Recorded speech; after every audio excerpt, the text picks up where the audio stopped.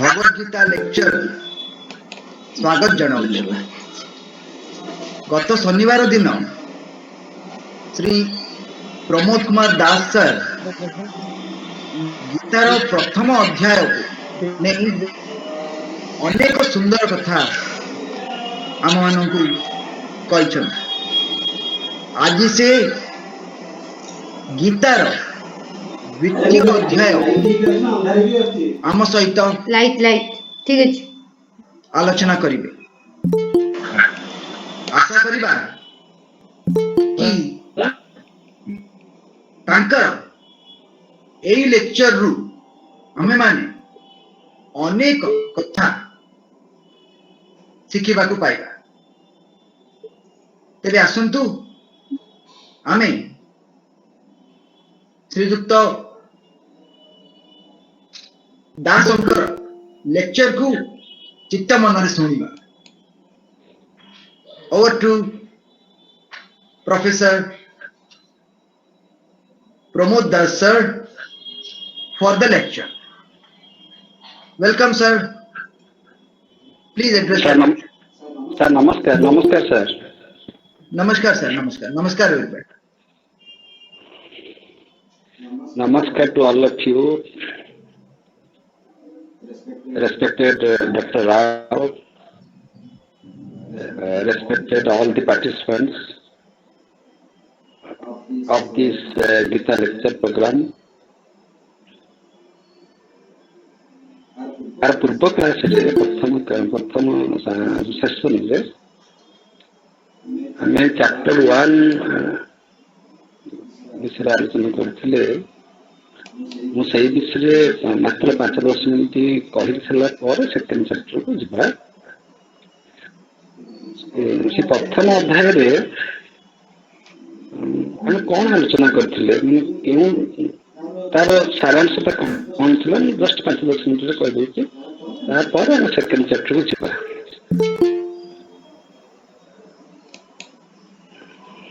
प्रथम अध्याय होछि गोटे युद्धर प्रस्तुति। मु कहिथिली जे युद्ध हत्या नुह, युद्ध माने मारपीट नुह, युद्ध माने कलिकजिया नुह, युद्ध माने झगड़ा नुह। साधारणतः भाव में आम युद्ध बोली जहाँ बुझू ये धर्म युद्ध से नुह। ये जो युद्ध बर्तमान दुईटी परिवार भितर आरंभ होगा जाऊँगी, ये युद्धर किसी नीति अच्छी। ये युद्धरे तीनोटी मन अच्छी। युद्ध हूँ सिंबलिक गोटे प्रतीक। ये युद्ध घरे घरे अच्छी। ये युद्ध आम समाज अच्छी, आम परिवार अच्छी। एवं जब गोटे व्यक्ति विशेष को आम नवा से गोटे व्यक्ति भितर ये तीनोटी मन अच्छी। कौन से तीनोटी मन? गोटे हूँ अबुझा मन, जो मन केबे बुझे नहीं बा बुझिबार तार आग्रह नहीं, से जिज्ञासु नुह, जहाँ बुझी से दुर्योधन मन है अबुझा मन। अबुझा मन माने जदि मु गोटे कथा बुझी जाइछि एवं मु काहारी कथा बुझिबा पई मु प्रस्तुत नुह, ताहाकु आमे अबुझा मन बोली कहबा। से बुझिबार किसी अर्थ नहीं। जो बुझिबाटा परिवर्तनशील, जो बुझिबाटा प्रगतिशील, जो बुझिबार गोटे गति थाए, जो बुझिबार गोटे उत्तरण थाए, जो बुझिबाटा दिन को दिन तार मान तार गभीरता दिन को दिन बढ़ू थाए, ताको बुझिबा बोली कहू। यदि मन अबुझा बोली हो अबुझा हो जाउछि तार अर्थ है कि से बुझिया प्रस्तुत नुह। दुर्योधन बुझीचंती जे युद्ध माने हला मारपीट, युद्ध माने हला जहाँ सैन्य अधिक सी जितिबो एवं युद्ध माने हला जितिबा एवं जितबी कौन पाई ना जितले मो राज्य जय करी ये गोटे मन ये मन आम समस्त अच्छे आउ गोटे मन है जे गोटे अभ्यास आउ गोटे मन है जे बुझी पार बुझा चेष्टा करुच्ची बुझा चेष्टा करुच्ची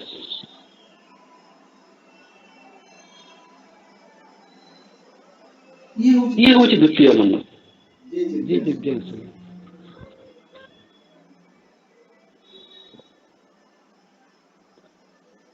এটা হচ্ছে দ্বিতীয় মন जो मन বুঝিবা চেষ্টা করছে जिज्ञासु जिज्ञासु मनुष्य मान ही से मनुष्य ही एकमात्र प्राणी जे बुझिबा चेष्टा करे समस्ते केबे माने जन्मर सब कथा शिखिक आसी न थांती आउ गोटे मन भितर आसुची इनक्वायरिंग जिज्ञासु ता मन जानिया को चाहूची ता मन में विषाद आसुची ता मन में द्वंद्व आसुची काम करने बहुत चिंता करुच्ची जो कर्मटी मु करी से कर्मटी ठीक ना भूल धर्म ना अधर्म से कर्म फल समाज पूर्ण उन्नति हम जन कल्याण हम कि नहीं ये हूँ आ गए मन जो मन बुझा चेष्टा करे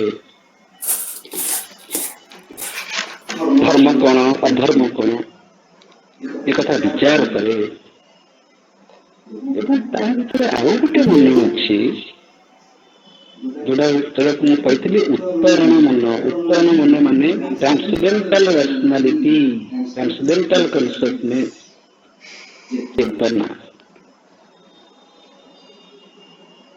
जो मन धर्मांध हो पार धर्मांध माने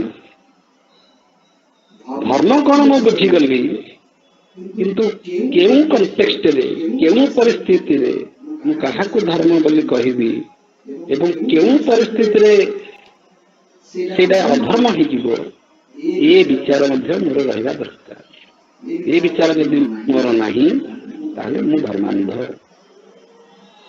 ये पंचु पांडवंकर सही प्रॉब्लम ही थिला बड़ भाई की सम्मान देवी बड़ भाई असम्मान होदी बड़ भाई को मुझे उत्तर देदेवी एपटे मो स्त्री उल्लग्न हो जाऊ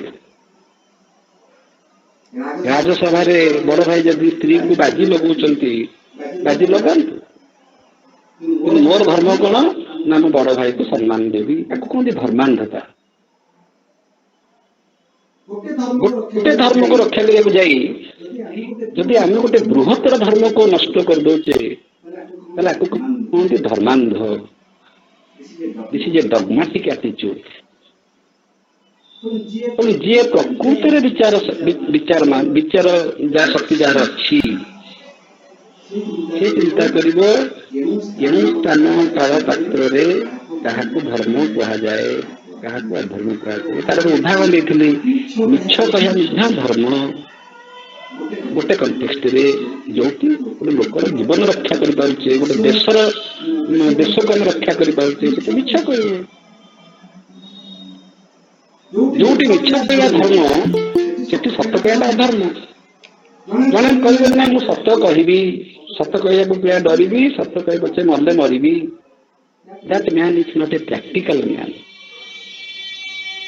ये हूँ गोटे आइडियलिस्टिक डॉगमेटिज्म माने आदर्शर अंधत्व आदर्श हो कि आदर्शटा अंध अंध न हो ब्लाइंड न हो केते कौटा आदर्श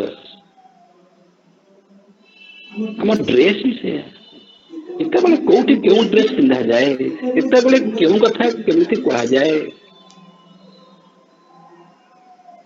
जब खाऊचे केउठी केमिति खिया जाए केउठी केमिति बसिया को हुए जब ए ज्ञान हमर नाही तले we are equal to animals ପଶୁପକ୍ଷୀ ଯାହା ଆମେ ସେ ଇଏ ହଉଛି ଆଉ ଗୋଟେ ମନ।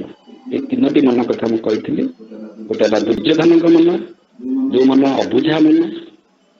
ଆଉ ଗୋଟେ ହେଲା ଯୋଉ ମନ ଜିଜ୍ଞାସୁ, ଯୋଉ ମନ ଜାଣିବାକୁ ଚାହୁଁଛି ଧର୍ମ କଣ, ଅଧର୍ମ କଣ, କର୍ମ କଣ, ଜ୍ଞାନ କଣ, ଭକ୍ତି କଣ, ମୁଁ କାହିଁକି ଯୁଦ୍ଧ କରିବି। ଯେତେ ପ୍ରସ୍ତୁତି ହେଇସାରିଥିଲେ ମଧ୍ୟ ମୁଁ ବୁଝିପାରୁନି।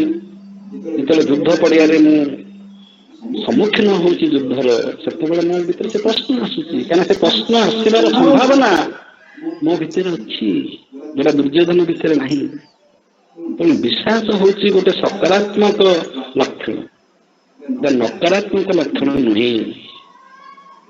ଆଉ ଗୋଟେ ମନ ହଉଛି, ସେ ମନ କହିବ ଧର୍ମକୁ ନ ବୁଝିବା ଯେମିତି ଗୋଟେ ଅନ୍ଧତ୍ଵ, ଧର୍ମକୁ ବୁଝିକିରି ଠିକ ସ୍ଥାନରେ ତାକୁ ଉପଯୋଗ ନ କରିବା ହଉଛି ଆଉ ଗୋଟେ ଅନ୍ଧତ୍ଵ।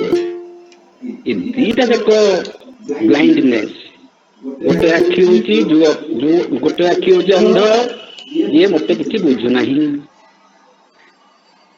ଆଉ ଗୋଟେ ଆଖି ହଉଛି ଅନ୍ଧ, ଯିଏ ବୁଝିପାରୁନି ଯେ କେଉଁଠି ମୁଁ କେଉଁ ଧର୍ମ କରିବି, ମୋର ସ୍ୱଧର୍ମ କଣ, ଯୁଦ୍ଧ ପଡ଼ିଆରେ ମୋର ଧର୍ମ କଣ ହେବା ଉଚିତ, ଯୁଦ୍ଧ ପଡ଼ିଆରେ ମୋର ଶୋକ ହେବା ଉଚିତ କି ନୁହଁ, ସେ ବୁଝିପାରୁନି ବା ଠିକ ଜାଗାରେ ଠିକ ସ୍ଥାନରେ ଉପଯୋଗ କରିପାରୁନି।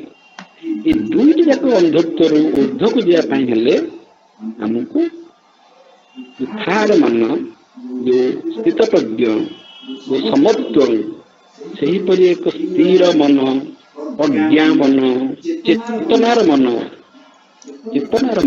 ସେଇ ମନକୁ ଆମକୁ ଧାରଣ କରିବାକୁ ପଡ଼ିବ।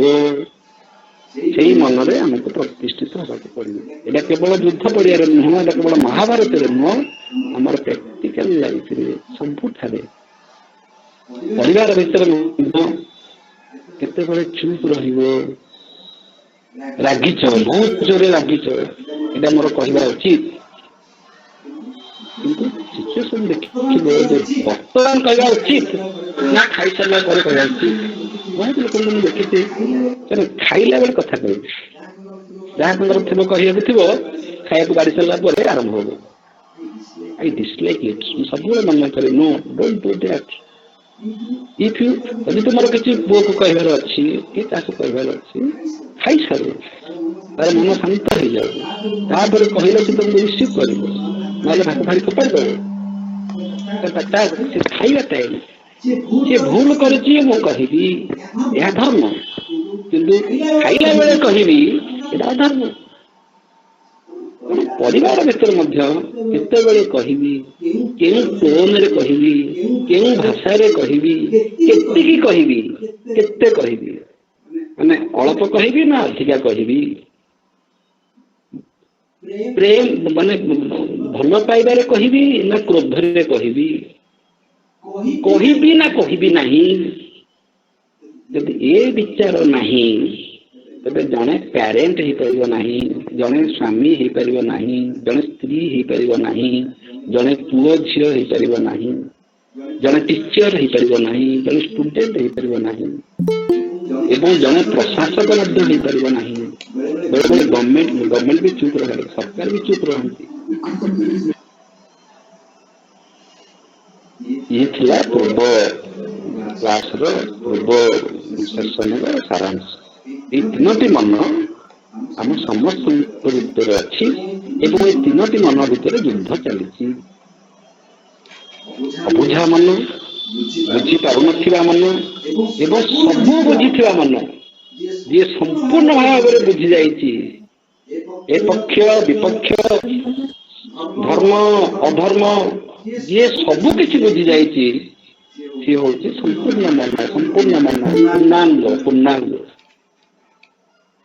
ଯିଏ ସତ୍ୟକୁ ଜାଣିଛି, ଯିଏ ଟୋଟାଲିଟିକୁ ଜାଣିଛି, ଯିଏ ଅତୀତ ବର୍ତ୍ତମାନ ଭବିଷ୍ୟତ ସବୁ ଜାଣିଛି, ଯିଏ ସତ୍ୟ ଆଉ ମାୟାକୁ ଜାଣିଛି, ଯିଏ ଜନ୍ମ ଆଉ ମୃତ୍ୟୁକୁ ଜାଣିଛି, ସିଏ ହଉଛି ଗୋଟେ ମନ। ସେ ମନ ସମସ୍ତଙ୍କର ଅଛି, କାହିଁକିନା ଆମେ ହଉଛି ଚେତନା ସ୍ୱରୂପ, ଆମର ମୂଳ ସତ୍ତ୍ୱ ହେଲା ଚେତନା।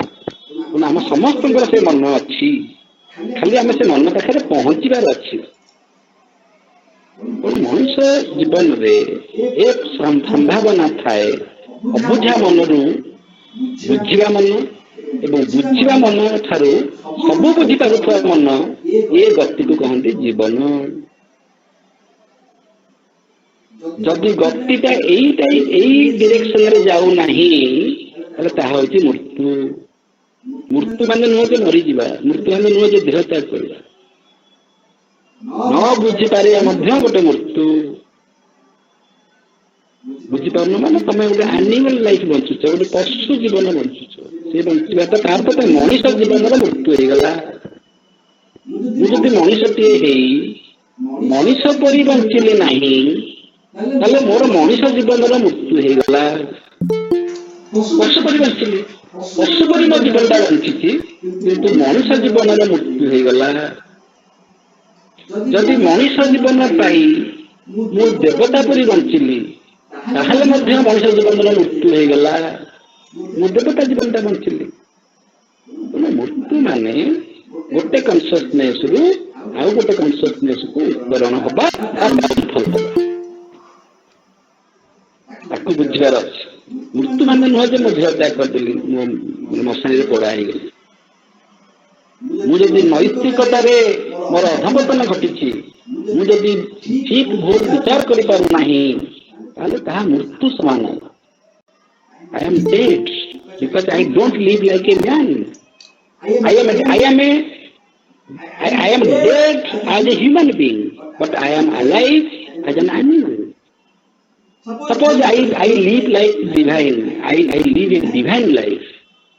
सेठी मध्य मु कहि परिबी मुझे ऐश्वर्य जीवन बंचिली यदि भगवान जो स्थिति से स्थिति जब बंचिली ताहले मध्य मु कहि परिबी जे मनुष्य जीवन मृत्यु घटी मोर एवं मु गोटे देवता जीवन बंचुची बंचिबा आउ माने living and surviving that is a big difference. Darwin कहले survival of the fittest survival of the fittest Duryodhan यही कथा बुझी जदि युद्ध रे मो फिटेस्ट हो जीवी ताहले मु सर्वाइव करी आमे समस्त सर्वाइव करूचे आमे कहीं बंचु नहीं आमे कष्ट में फुटबॉल को गोईठा मारा जाए फुटबॉल को निजर गति नहीं फुटबॉल को गोईठा मारे फुटबॉल तार से विभिन्न आड़े तार गतिशील हुए आमे सेमती गोईठा खाई खाई आमे एपर्यंत बंचीचे कंप्रोमाइज करी करी बंचीचे we are living a life of compromise तार अर्थ आमे कष्ट नष्ट सर्वाइव करी जाइछे आमे बंचुने वी आर ऑलरेडी डेड ये जो जीवन आमे बंचुचे आमे बंचुचे बोली कहि परिबा नाही आमे सर्वाइव करूचे माने कष्ट मष्टे जीचे कष्ट मष्टे आमे हम जीवन को धारण कर देइचे आ से तो कंप्रोमाइज ता से तो कंप्रोमाइज निजर आदर्श से तो कंप्रोमाइज ये सब दिन सब कंप्रोमाइज करी करी करी फुटबॉल परी गोईठा खाई खाई करी आमे आसी एकी पहुंचीचे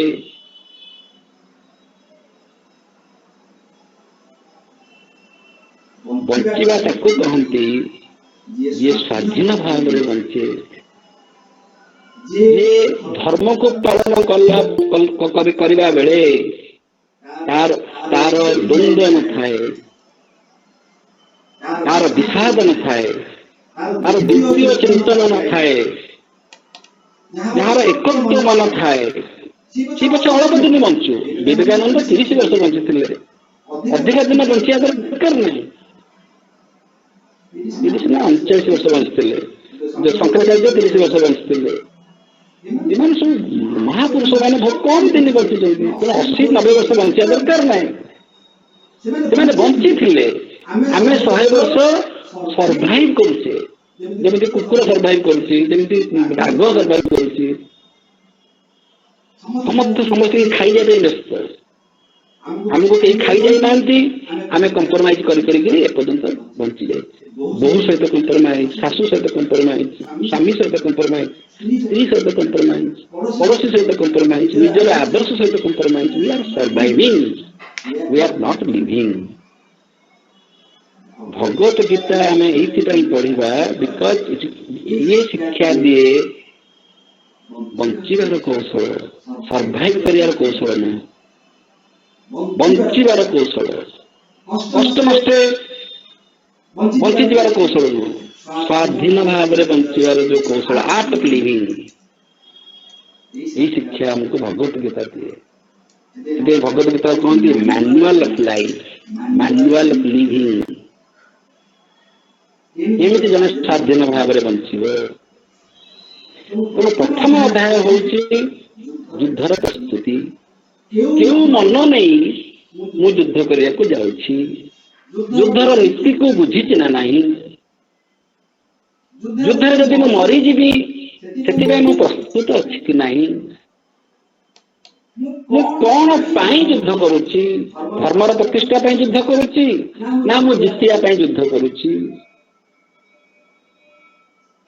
क्यों मन को नहीं मु युद्ध करने को जाऊँगी ये प्रथम अध्याय प्रस्तुति द्वितीय अध्याय द्वितीय अध्याय कौन द्वितीय अध्याय हूँ आउ गोटे इंट्रोडक्टरी चैप्टर द्वितीय अध्याय जो तत्व आरंभ होची बाकी 17टी जाक 16टी जाक अध्याय आम जहाँ सब आलोचना करवा अध्याय 3 रु अध्याय 18 पर्यंत आम जहाँ सब तत्व सब आरंभ करवा तार सूचीपत्र तार कंटेंट तार सिनोप्सिस तार सारांश द्वितीय अध्याय आलोचना करा जाउछि आगामी तृतीय अध्याय रु अष्टादश अध्याय पर्यंत जहाँ जहाँ सब जो जो कॉन्सेप्ट सब जो सब इश्यूज प्रॉब्लम आम सब आलोचना करवा तार कंटेंट तार सूचीपत्र होछि द्वितीय अध्याय प्रथम अध्याय है युद्धर प्रस्तुति द्वितीय अध्याय है आलोचनार प्रस्तुति तुम बुझी पारुन अर्जुन तो बुझी पारना बर्तमान बुझेगा पर्व आरंभ हम गोटे लोक बुझी पारुनी एवं युद्धर नियम हूँ यदि उभय पक्ष प्रस्तुत नथिबे तेबे युद्ध हो पार नहीं जिते दिन लगू उभय पक्ष जेपर्यंत प्रस्तुत नहांती युद्ध हो पार ना अर्जुन प्रस्तुत ना बर्तमान अर्जुन बुझे आम जो क्लास को जाऊ आम सब लेसन प्लान थाए 45 मिनट एति पढ़ेबी मासक भितर एति पढ़ेबी 3 मास भितर कोर्स सारी लेसन प्लान ठीक से बर्तमान अर्जुन बुझी पारना लॉर्ड कृष्ण बुझेबे युद्ध जी दरकार से बुझेबे 82 जोग अच्छी 82 जोग अच्छी ता भीतर आम 18टी जोग आलोचना करवा कहीं 82टा जोग 18टी जोग कहीं आलोचना करवा ना ये युद्ध करने यही परिप्रेक्षी यही लेसन प्लान आवश्यकता अच्छी एति आम आलोचना करवा जो स्टडी प्लान मु कौन प्लान कले जो स्टडी प्लान कले अर्जुन को बर्तमान मु युद्ध करने मन पारि अर्जुन जमी निजे राजी हम मु युद्ध करी कहते फ्री एक्शन जमी स्वाधीन भाव में बंचा हुए सेमती स्वाधीन भाव में समस्त कर्म करने हुए जबरदस्ती अर्जुन युद्ध करने लॉर्ड कृष्ण चाहूना श्रीकृष्ण चाहूना अर्जुन जबरदस्ती युद्ध करंतु तुम बर्तमान किसी बुझा दरकार ना जहाँ पचार मत गत काली पचारि पारिथांतो बर्तमान तुम युद्ध कर राति आम आलोचना करवा साधारणतः एमती कही बुझे सेपरी नुह जदि जड़े प्रस्तुत नुह युद्ध करने सी बुझीब एवं बुझी सारा पर युद्ध कर केमी बुझीब ये तो समुद्र परी ज्ञान से गोटे कैटलॉग से गोटे सूचीपत्र से गोटे कंटेंट करागला लेसन प्लान करागला जे मु तुमको कौन कौन सब बुझेबी। तेणु द्वितीय अध्याय हूँ सूचीपत्र। एंटायर भगवत गीतार जो जो कनसेप्ट सब आलोचना करा जायछि तार सूचीपत्र हूँ द्वितीय अध्याय। ता भितर आम तीनोटी मुख्य विषय वस्तु हूँ ज्ञान, भक्ति और कर्म। ज्ञान, भक्ति एवं कर्म मुख्य 8टी अध्याय 8टी योग भितर मुख्य योग है ज्ञान योग, भक्ति योग, कर्म योग। ज्ञान योग आम पछे पढ़ा, स्वतंत्र चैप्टर अच्छी आम पछे पढ़ा। कर्म योग अच्छी पढ़ा, भक्ति योग अच्छी पढ़ा एवं ज्ञान योग, कर्म योग, भक्ति योग ये मध्य विभिन्न चैप्टर रे मध्य आलोचना करा जायछि। सब डिटेल्स पढ़ा हम आलोचना करवा। कि द्वितीय अध्याय रे यार इंट्रोडक्शन दिया जाउछि। सांख्य योग, सांख्यर दुईटी अर्थ। सांख्य माने संख्या, सांख्य माने ज्ञान। संख्या शब्द संख्या, संख्या माने नंबर। सांख्य योग जो हमारे सिस्टम अच्छी भारतीय दर्शन रे जो सांख्य सिस्टम अच्छी, सांख्य दर्शन अच्छी, से समुदाय रियलिटी को बा समुदाय सत्ता को 25 भाग रे विभक्त करा जायछि। पुरुष और प्रकृति, पुरुष और प्रकृति ये होची दुईटी, प्रकृति 24टी प्लस पुरुष 24 एक 25। ये 25 संख्या को मध्य सांख्य कहा जाए। किंतु सांख्य शब्द प्रकृत अर्थ है ज्ञान। तब एठी आम ज्ञान योग बोली आम कहूचे बा सांख्य योग बोली कहूचे। आगामी अध्याय मानक ज्ञान योग पढ़ा। ये पुणी कौ ज्ञान आपको कहीं सांख्य योग बोली कहगला। ये हूँ कि ज्ञान ना, ये हूँ सम्यक ज्ञान। सबु विषय सूचीपत्र समुदाय अध्याय रे जहाँ सब आलोचना करा जायछि से विषय रे हमर गोटे गोटे गोटे सम्यक ज्ञान, गोटे कंप्लीट नॉलेज रहबा आवश्यकता रही।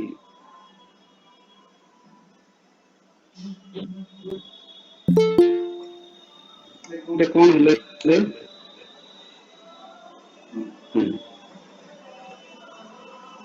बतल ज्ञान हूँ 3 प्रकार। ज्ञानर ज्ञान,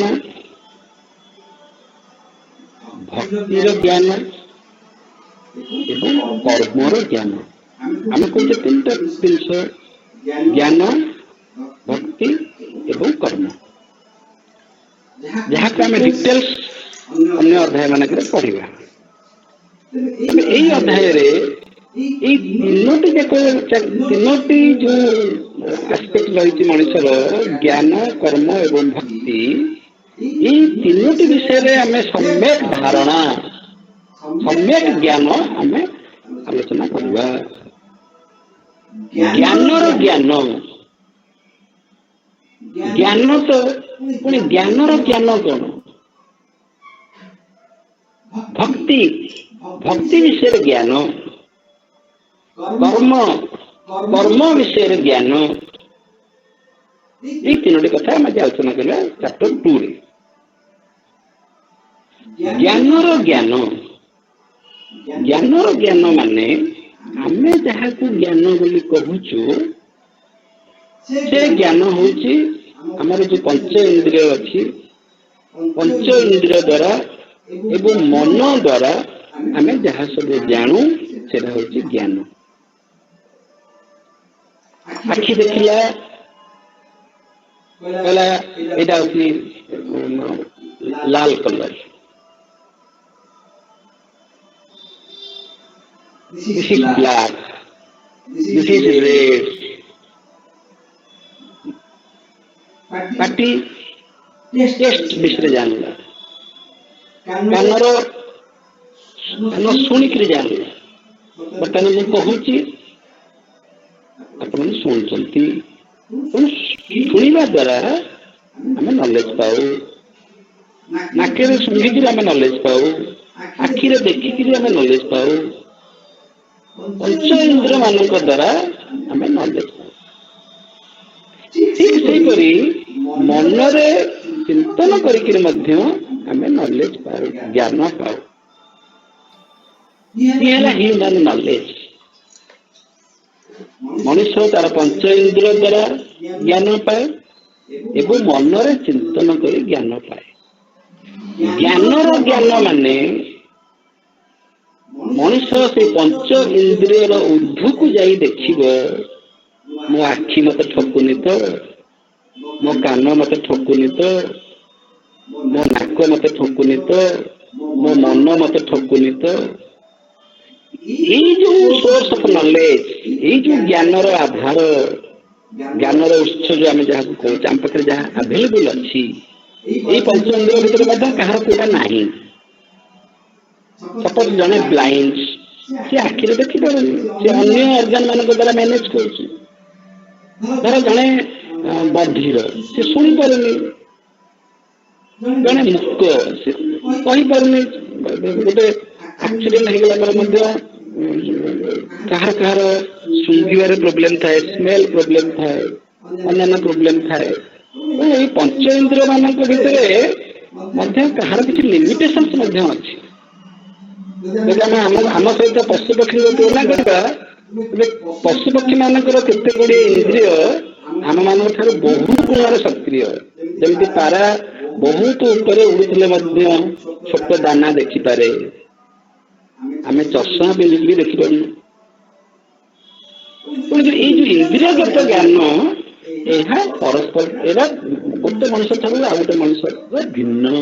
କାହାର କୋଉ ଆବିଲିଟି ଥାଏ, ସେଥିପାଇଁ ଭିନ୍ନକ୍ଷମ ବୋଲି କହନ୍ତି। ଯାହାର କିଛି ଅର୍ଗାନ ଖରାପ ଥାଏ ତାକୁ ଭିନ୍ନକ୍ଷମ ବୋଲି କହନ୍ତି। ତାର ଏଇ ଅର୍ଗାନଟି କାମ କରୁନି, କିନ୍ତୁ ଅନ୍ୟ ଅର୍ଗାନରେ ସେ କ୍ଷମ, ତାର ଆବିଲିଟି ଅଛି। ସେମିତି ମନରେ ଯୋଉ ଆମେ ଚିନ୍ତା କରୁଛେ, ମନ କାହାର ମେନି ମାଇଣ୍ଡସ୍ ମେନି ଥଟ୍ସ, କାହାର କିପରି ମନ, ସମସ୍ତଙ୍କ ମନ ସମାନ ନୁହଁ। ମୁଁ ତ ପ୍ରଥମରୁ କହିଛି 3 ପ୍ରକାର ମନ ନେଇକିରି ଆମେ ଯାଉଛୁ ଯୁଦ୍ଧ କରିବାକୁ। ମନର ପାର୍ଥକ୍ୟ ରହିଛି। ତେଣୁ ଆମେ ଯାହାକୁ ଜ୍ଞାନ ବୋଲି କହୁଛେ, ନଲେଜ ଥ୍ରୁ ସେନ୍ସ ଅର୍ଗାନ୍ସ ଆମେ ନଲେଜ ଥ୍ରୁ ମାଇଣ୍ଡ, ଏଇ ଜ୍ଞାନର ଆଧାରକୁ ଯଦି ଆମେ ଲକ୍ଷ୍ୟ କରିବା, ତାକୁ ଆମେ ଷ୍ଟଡି କରିବା, ତାକୁ ଆମେ ବିଚାର କରିବା ଏବଂ ତାର ଊର୍ଦ୍ଧ୍ୱକୁ ଯିବା, ସେ ବିଷୟରେ ଆଲୋଚନା କରିବା, ତାକୁ ଆମେ ଡିସିପ୍ଲିନ କରିବା, ଆମେ ସେନ୍ସ ଅର୍ଗାନ ମାନଙ୍କୁ କଣ୍ଟ୍ରୋଲ କରିବା, ମନକୁ କଣ୍ଟ୍ରୋଲ କରିବା, ଇଏ ହଉଛି ଜ୍ଞାନର ଜ୍ଞାନ। ଯୋଉ ଜ୍ଞାନ ମୋର ଜଗତ ବିଷୟରେ ହେଇଛି ଏବଂ ଜଗତକୁ ମୁଁ ସତ୍ୟ ବୋଲି କହୁଛି, ସେଇ ଜ୍ଞାନଟି ମୋର ଠିକ ନା ଭୁଲ, ଆକୁ ଜାଣିବା ପାଇଁ ଯୋଉ ଜ୍ଞାନ, ସେଟା ହଉଛି ଜ୍ଞାନର ଜ୍ଞାନ। ମୁଁ ତ ଗୋଟେ ଜ୍ଞାନ, ମୁଁ ତ ଜଜମେଣ୍ଟ ଦେଇଦେଲି। ଆମେ ସମସ୍ତେ ସବୁଦିନ ଜଜମେଣ୍ଟ ଦେଇଦଉଛେ। ସେ ଲୋକଟା ବାଜ୍ୟ ଲୋକଟା ନୁହଁ, ସେ ଲୋକଟା ଗୋଟେ ଖରାପ ଲୋକଟେ। ତା ପରଦିନ କହୁଛେ ଆରେ ମୁଁ ଭୁଲ କହିଦେଲି, ମତେ ସିଏ କହିଲା ବୋଲି ମୁଁ କହିଦେଲି। ସେ ଲୋକଟି ପ୍ରକୃତିରେ ଭଲ ଲୋକ, କାଲି ତ ଖରାପ କହୁଥିଲୁ, ଆଜି ତ ଭଲ କହୁଛୁ, ତାହେଲେ ସେ ଲୋକଟି ପ୍ରକୃତିରେ କଣ? ଏଇ ଯୋଉ ବିଚାର ଶକ୍ତିର ଯୋଉ ଲିମିଟେସନ୍ସ ଅଛି, ତାର ଊର୍ଦ୍ଧ୍ୱକୁ ଆମେ ଯିବା ଉଚିତ। ଅର୍ଜୁନର ସେଇ ଅବସ୍ଥା ହେଇଛି। ଅର୍ଜୁନର ଜ୍ଞାନର ସଙ୍କଟ ହେଇଛି। କର୍ମ ଭକ୍ତି କଥା କହିବି, ଅର୍ଜୁନଙ୍କର ଜ୍ଞାନର ସଙ୍କଟ ହେଇଛି। ଦୁର୍ଯ୍ୟୋଧନଙ୍କର ତ ହେଇଛି, ସେ କହୁଛି ମୁଁ କିଛି ବୁଝିବା ଦରକାର ନାହିଁ, ମୁଁ ଯାହା ବୁଝିଛି, ମତେ ବୁଝାଉନି, ଯୁଦ୍ଧ ପଡ଼ିଆରେ ଯୁଦ୍ଧ କର, ସେ ଗୋଟେ ପ୍ରକାର ବୁଝିଛି। ଅର୍ଜୁନ ସଙ୍କଟରେ ପଡ଼ିଛନ୍ତି, ଧର୍ମ ସଙ୍କଟରେ, ଏଇଟା ନା ସେଇଟା, କରିବି ନା କରିବି ନାହିଁ, ଯୁଦ୍ଧ କରିବି ନା ଯୁଦ୍ଧ କରିବି ନା, ଖାଲି ଜ୍ଞାନର ସଙ୍କଟ। पुणे ज्ञान संकट को आम किपर दूर करवा ना जो ज्ञान मोर बर्तमान है आज पर्यटन मोर जो ज्ञान अच्छी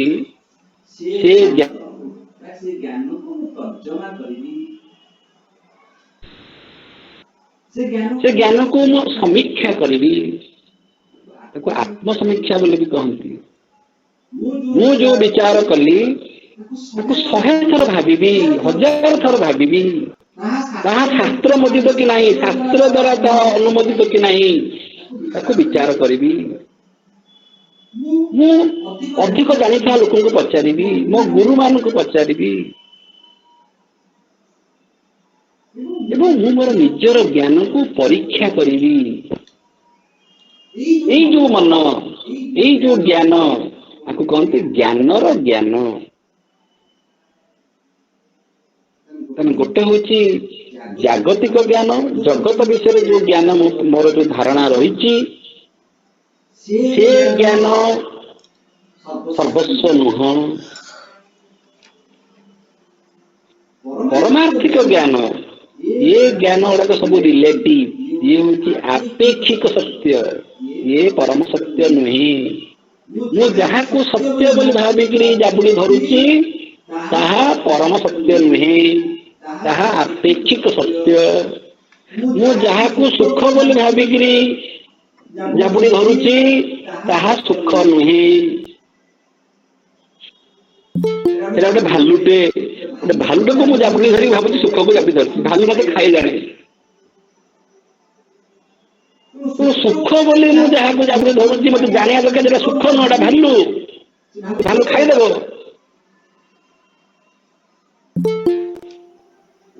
ज्ञान जोग विषय पछे आलोचना करवा बर्तमान आलोचना करुचे जहाँ को मु ज्ञान बोली कहूची ताहा प्रकृति ज्ञान ना नहीं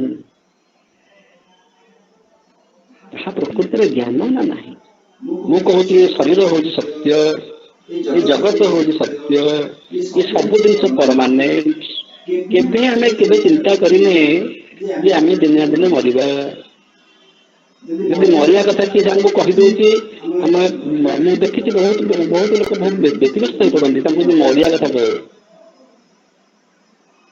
केबे आप मरवे एति पचार देवे से मरजी प्रश्न तो पचरा से उत्तर देवा कथा केबे आप मरवे ये सत्य को ग्रहण करने से सामर्थ्य नहीं अर्जुन से भय जे मु मरीजी मो द्वारा एमाने सब मरीजे मोर रिलेटिव्स मैंने मरीजे लॉर्ड कृष्ण को से भय नहीं सी जानी तुम मैंने सब मरी सारे ये सब अभिनय चली कौटा ज्ञान अर्जुन का ज्ञान दा ज्ञान ना लॉर्ड कृष्ण का ज्ञान दा ज्ञान हमको जहाँ देखा जाए अपीयरेंस हमको जहाँ देखा जाए आमे ताको ज्ञान बोली कहू विज्ञान भी से कहूँ विज्ञान कहूँ जहाँ न देखिब बेनी नयने परते न जीव गुरु वचने गुरु कहले मानिब नहीं लैबोरेटरी जाओ एक्सपेरिमेंट कर परीक्षा निरीक्षा कर एवं तापर गोटे कथा कह भगवान नहांती कहीं भगवान को आम देखिपारूना जहाँ न देखी पारुछ से विषय कलाप कर नहीं ये हूँ विज्ञान स्टेटमेंट विज्ञान कह मु जहाँ एक्सपेरिमेंट कली मु जहाँ अभिज्ञता आनिली जहाँ मु देखिली जहाँ मु जानिली ताहा सत्य एवं जहाँ मोर जानिबार अतीत जहाँ मु जानी पारू नहीं ताहा हूँ असत्य ये हूँ विज्ञान स्टेटमेंट साइंस बोले जहाँ कहे गोटे साइंस स्टूडेंट कौटे संतुष्ट हम सी लैबोरेटरी संतुष्ट हम सी एक्सपेरिमेंट संतुष्ट हम सी ऑब्जर्वेशन संतुष्ट हम एवं जी रैशनलिस्ट सी कौटे संतुष्ट हम सी तार चिंतन संतुष्ट हम मुझे चिंता कली मो चिंताधारा हूँ ठीक तुम चिंताधारा हूँ भूल किंतु ज्ञानातीत माने ज्ञानर ऊर्ध्व को गले से कहिबो तुम कथा भी ठीक मो कथा भी ठीक। जैन दर्शन रे जो हाथी कथा आप जानते गोटे हाथी को जानिया 5 जन अंध गले जन पेट को हाथ मारी कहला जे एटा कांथ परी लगुच हाथीटा हूँ गोटे कांथ परी जन गोड़ को धरिक कहला जे हाथीटा हूँ गोटे खुंट परी जन कान को धरिक कहला जे हाथीटा हूँ गोटे कुला परी जन लांगुड़ को धरिक कहला जे हाथीटा हूँ गोटे दौड़ा परी। हाथीर गोटे गोटे पार्ट को धरी से माने समुदाय हाथी को वर्णना कले। आम मानक समस्त ज्ञान हूँ यही ज्ञान। हाथी को गोड़ बोली कहवा हाथी की दौड़ा बोली कहवा हाथी की खुंट बोली कहवा हाथी को कांथ बोली कहवा हाथी को कुला बोली कहवा हाथी की हाथी बोले कहीं हम कही पारुने कहीं 5 जन जाक अंध गोटे अंध आ गोटे अंध को बुझाऊँ। शिक्षक भी अंध छात्र भी अंध गोटे अंध आ गोटे अंध को बुझाऊँ। संपूर्ण हाथी की जी देखी सी हूँ ज्ञानर ज्ञान संपूर्ण हाथी की से देखी से विचलित होनी सी हसुची सी लॉर्ड कृष्ण सी जानी युद्ध सरीगला जी मरिया कथा मरी सारे ये सब नाटक चली से विचलित नुह। संपूर्ण हाथी को जी देखी सी हाथी की गोड़ बोली कहले हाथी की खुंट बोली कहले हाथी की कांथ बोली कहले तार किसी प्रोब्लेम हो तार किसी असुविधा होना सी कन्फ्यूज हो नहीं। कन्फ्यूज किए हम जड़े कहे मु कह खुंट तू कौन कह कुला तू कौन कह कांथ ये मान भर गाड़िया बेटा हे मो भ्यू तो भ्यू मो मत तो मत से जैन दर्शन में कहगला समस्त सिद्धांत हूँ गोटे गोटे मत एवं सबू मत हूँ आपेक्षिक आपेक्षिक सत्य संपूर्ण सत्य नुहे। आमर बेले भूल कौन ना आम आपेक्षिक सत्य को संपूर्ण सत्य बोली भावुछु जहाँ आपेक्षिक सत्य ताकू संपूर्ण सत्य बोली भावुछु। यही कथा गोटे कैटलॉग तैयारी करागला गोटे सूचीपत्र तैयारी करागला जे अर्जुन मु तुमको परवर्ती चैप्टर मानक परवर्ती अध्याय मानक ज्ञान विषय बुझेबी डिटेल्स बुझेबी किंतु तार सूचीपत्र खाली जान एतिकी तमें जहाँ को ज्ञान बोली कहूच ये युद्ध पड़िया समस्ते मरीजे एम सब होती मोर रिलेटिव एवं मोर ये युद्ध करी कौन लाभ हम या धर्म ता धर्म ये सब जो ज्ञान तमें जहाँ को ज्ञान बोली कहूच ताहा प्रकृत ज्ञान नुहे। जहाँ को सत्य बोली कहूच ताहा प्रकृत सत्य नुहे ताहा सत्य परी प्रतीयमान होची सत्य परी देखा जाउची सत्य परी देखा जाउथवा सत्य को सत्य बोली कहूच। टोटालिटी को जानवर आवश्यकता रही परमात्मा को जानवर आवश्यकता रही से विषय से बहुत कथा द्वितीय चैप्टर आलोचना करा तुम प्रकृत स्वरूप हूँ आत्मा से आत्मा केवे मरे नहीं जपरी आम वस्त्र परिवर्तन करूँ शरीर सेमती थाए वस्त्र परिवर्तन करूँ सेमती शरीर परिवर्तन करूँ आत्मा से थाए। ये वस्त्र शरीर ये तो उदाहरण प्रकृत कथा कौन प्रकृत कथा हूँ परिवर्तन भितर जो अपरिवर्तनीय सत्ता को तुम्हें देखी पारना बोली जानी पारना बोली तमें कहूच ता नहीं कौन अच्छी ना मु जहाँ जानूची this is the limitation of your knowledge ये तुम ज्ञान सीमा